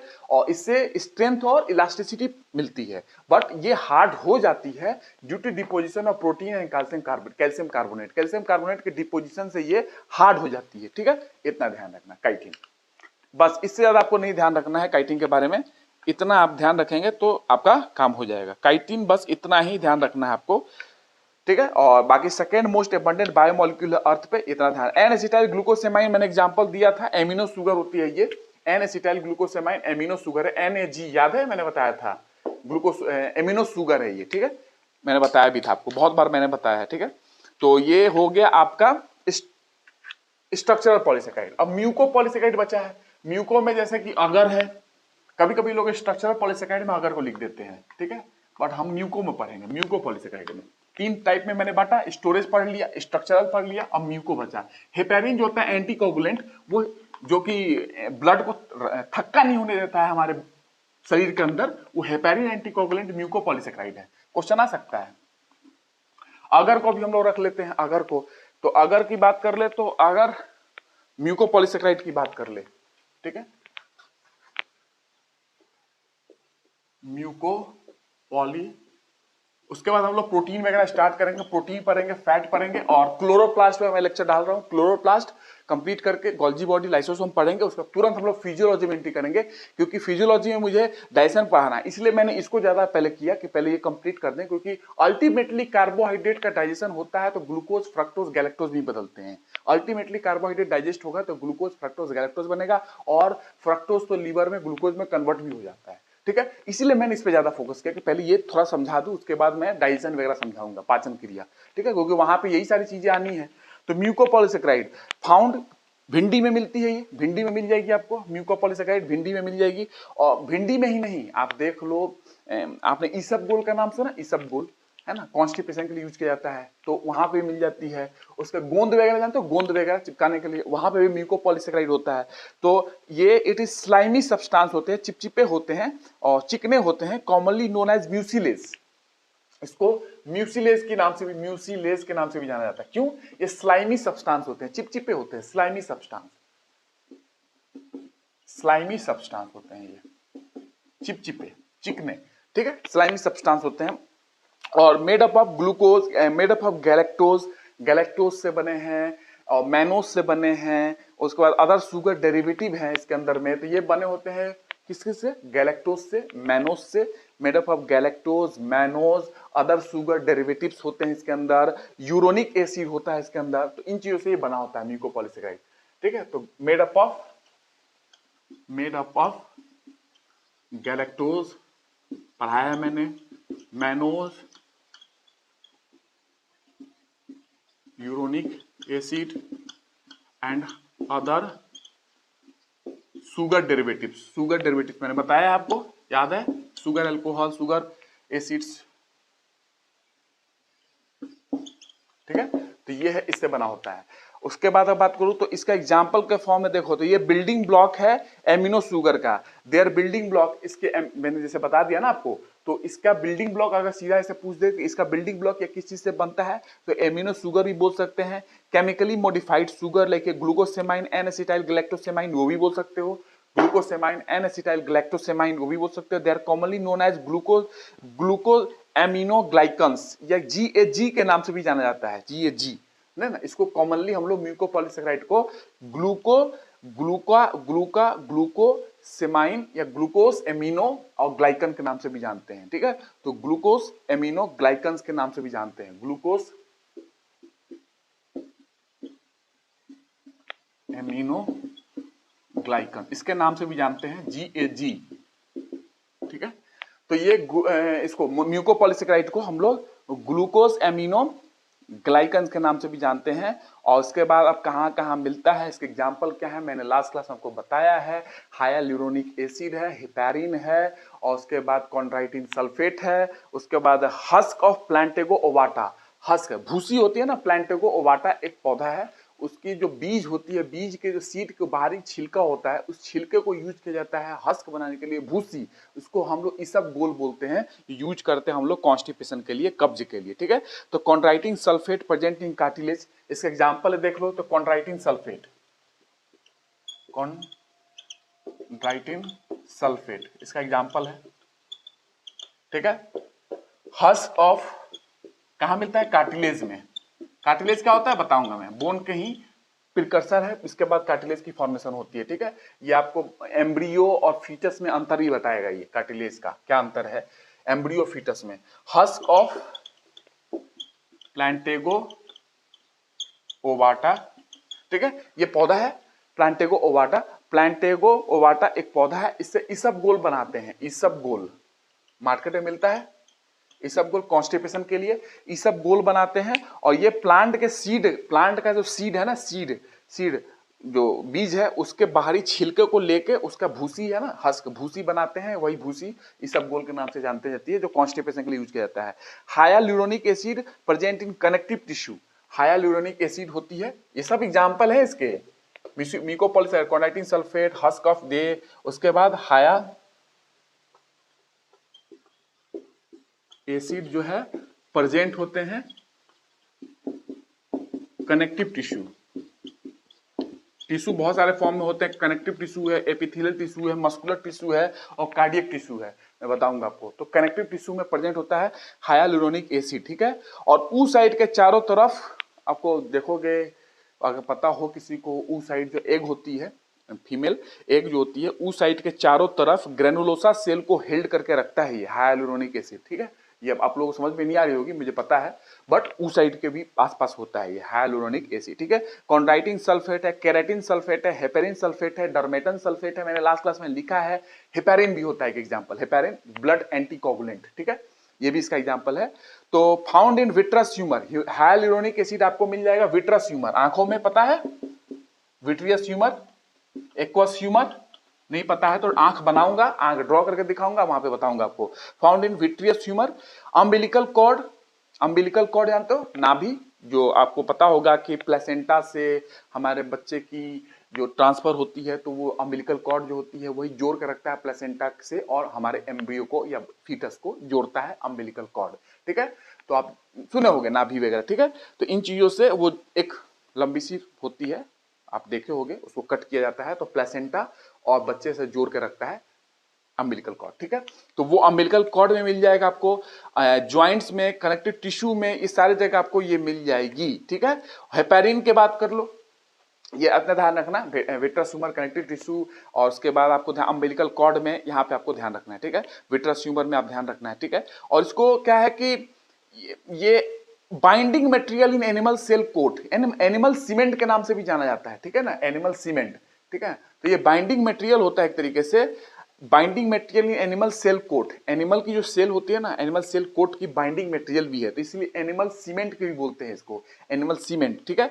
Heparin is anticoagulant in blood, heparin लिखोगे, हेपेरिन HEPARIN, हेपेरिन एंटीकोगुलेंट है, ब्लड को थक्का होने से रोकता है, ठीक है, हेपेरिन। हाइलुरोनिक एसिड की मैंने बात की है कि विट्रियस ह्यूमर में है, कनेक्टिव टिश्यू में है, अम्बिलिकल कॉर्ड में है, जॉइंट्स में है, उसके बाद बाइंडिंग मटेरियल की तरह काम करता है एनिमल सेल कोट, एनिमल की जो सेल की कोटिंग होती है उसके बाइंडिंग मटेरियल, मतलब जोड़ने का, बाइंडिंग कर रहे हैं ना, जोड़ने के लिए, इसको एनिमल सीमेंट बोलते हैं, सीमेंट देखना जोड़ती है चीजों को, ईंट को, उसी तरह से एनिमल सीमेंट भी बोलते हैं। हाइलुरोनिक एसिड उस तरीके से काम करता है, ठीक है। Chondroitin sulphate is the component of cartilage, cartilage का कंपोनेंट है, आपको देख लिया। उसका टेंडन्स वगैरह, बोन्स वगैरह जानते हो ना, टेंडन, बोन, टेंडन मसल, और क्या कहते हैं, आपको पता होगा कि हड्डी और मसल को जोड़ने के लिए क्या यूज होती है, बोन टू बोन लिगामेंट है। तो टेंडन, टेंडन में भी होता है ये, कार्टिलेज में भी है एक तरीके से, बोन में भी है कॉन्ट्राइटिन सल्फेट, ठीक है। उसके बाद केराटिन सल्फेट भी इसका एग्जांपल है, सारे एग्जांपल चल रहे हैं। केराटिन सल्फेट म्यूकोपॉलीसेकेराइड में, ये कहाँ है, कोस्टल रिप्स, ठीक है ना, या कॉर्निया वगैरह ध्यान रखना, keratin sulphate, keratin sulphate, cornea, cornea तो पता होगा ना, पहला ऑर्गन ट्रांसप्लांट हुआ है भैया ये कॉर्निया, है ना, ह्यूमन बॉडी में फर्स्ट ऑर्गन ट्रांसप्लांट है ये कॉर्निया, तो केराटिन सल्फेट कॉर्निया मिल जाएगा। डर्मेटन सल्फेट, ये आर्टरीज में मिल जाएगी, वॉल ऑफ आर्टरीज, आर्टरीज के वॉल में मिल जाएगी डर्मेटन सल्फेट, ये सारे से एग्जांपल है डर्मेटन सल्फेट, ठीक है, आर्टरीज के वॉल में, आर्टरीज वॉल, ठीक है। आर्टरी जानते हो ना, वेन्स, आर्टरीज, कैपिलरी आपने सुना होगा, तो ये ध्यान रखना है, इतना आपको मैंने बता दिया हाइलुरोनिक एसिड का, ये ध्यान रखना। कनेक्टिव टिश्यू है, कनेक्टिव टिश्यू के बाद आपको मैंने बताया अम्बिलिकल कॉर्ड है, जो अम्बिलिकल कॉर्ड आप जानते हो कि बच्चे का प्लेसेंटा से और बच्चे से जोड़ता है, अम्बिलिकल कॉर्ड, ठीक है ना, आपने देखा होगा कटिंग की जाती है बच्चे जब पैदा होते हैं तो। अम्बिलिकल कॉर्ड हो गया, उसके बाद हो गया ज्वाइंट्स में, ज्वाइंट्स में, कनेक्टिव टिश्यू में, उसके अलावा देख लो binding material in animal cell coat, binding material की तरह काम करता है, एनिमल सेल की कोटिंग होती है उसमें बाइंड करने के लिए, जैसे ईंटों को जोड़ता है ना, तो binding material in animal cell coat, ठीक है ना, सेल कोट, इसलिए इसको एनिमल सीमेंट बोलते हैं, ठीक है, एक तरीके से। हाइलुरोनिक एसिड की बात कर रहा हूं मैं। तो उसके बाद कॉन्ड्राइटिन सल्फेट की बात कर ली, कार्टिलेज, टेंडन्स में कॉन्ड्राइटिन सल्फेट है, कार्टिलेज में है, टेंडन्स में है, टेंडन्स मसल टू बोन, और बोन टू बोन लिगामेंट, ठीक है।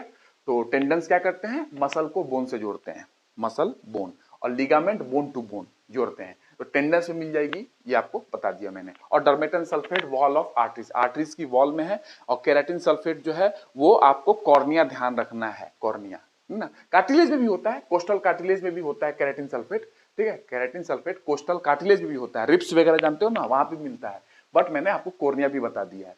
तो ये चीजें आप ध्यान रखना, बाकी मैं नेक्स्ट क्लास में बात करूंगा आगे, आगे जो बची है उस चीज पे हम लोग नेक्स्ट क्लास में बात करेंगे, ठीक है। और ये चीज इसलिए जरूरी है क्योंकि मुझे पढ़ाना है, डाइजेशन वगैरह, इसलिए मैंने पॉलीसेकेराइड वगैरह बता दिया आपको। प्रोटीन वगैरह अभी तुरंत पता चल जाएगा आपको प्रोटीन के बारे में, एमिनो शुगर्स से जुड़ती हैं, जैसे प्रोटीन का डाइजेशन होगा तो एमिनो शुगर बनेंगे, एमिनो एसिड्स बनेंगे एक्चुअली, ठीक है। एमिनो एसिड से ही प्रोटीन बनते हैं, उनसे जुड़ने के कारण प्रोटीन बनता है, पेप्टाइड बॉन्ड बनेगा, उधर यहाँ ग्लाइकोसिडिक बन रहा है, वहाँ पेप्टाइड बॉन्ड बनेगा। तो नेक्स्ट क्लास में बात करता हूँ, ठीक है। और जल्दी से मैं आपको क्लोरोप्लास्ट पढ़ा रहा हूँ उधर, तुरंत सीधा तुरंत एंट्री करेंगे डाइजेशन सिस्टम में, फिजियोलॉजी में एंट्री करेंगे हम लोग, डाइजेशन करेंगे, रेस्पिरेशन करेंगे, उसके बाद हम लोग आगे बढ़ते जाएंगे, रिप्रोडक्शन लास्ट में करेंगे, रिप्रोडक्टिव सिस्टम, प्रजनन क्रिया, प्रजनन तंत्र लास्ट में करेंगे, स्केलेटल सिस्टम वगैरह पहले कर लेंगे, स्किन वगैरह पहले कर लेंगे, स्किन के लेयर आपको समझना है, stratum corneum, stratum lucidum, stratum granulosum, stratum spinosum, stratum malpighii, ठीक है। ये सारे हैं लेयर है। डर्मिस, एपिडर्मिस पता चलेगा आपको, सेबेसियस ग्लैंड, ऑयल ग्लैंड, इन चीजों के बारे में पता चलेगा, स्वेट ग्लैंड के बारे में पता चलेगा, एडिपोज टिश्यू क्या है, fat depot of body adipose tissue है ना, calcium depot of body, bones होते हैं जिसमें कैल्शियम बहुत लार्ज मात्रा में स्टोर होता है, फैट एडिपोज टिश्यू में। ये सारी मैं चीजें बात करूंगा, धीरे धीरे आपको पता चलेगी, ठीक है। तो नेक्स्ट क्लास में बात करते हैं, थैंक यू।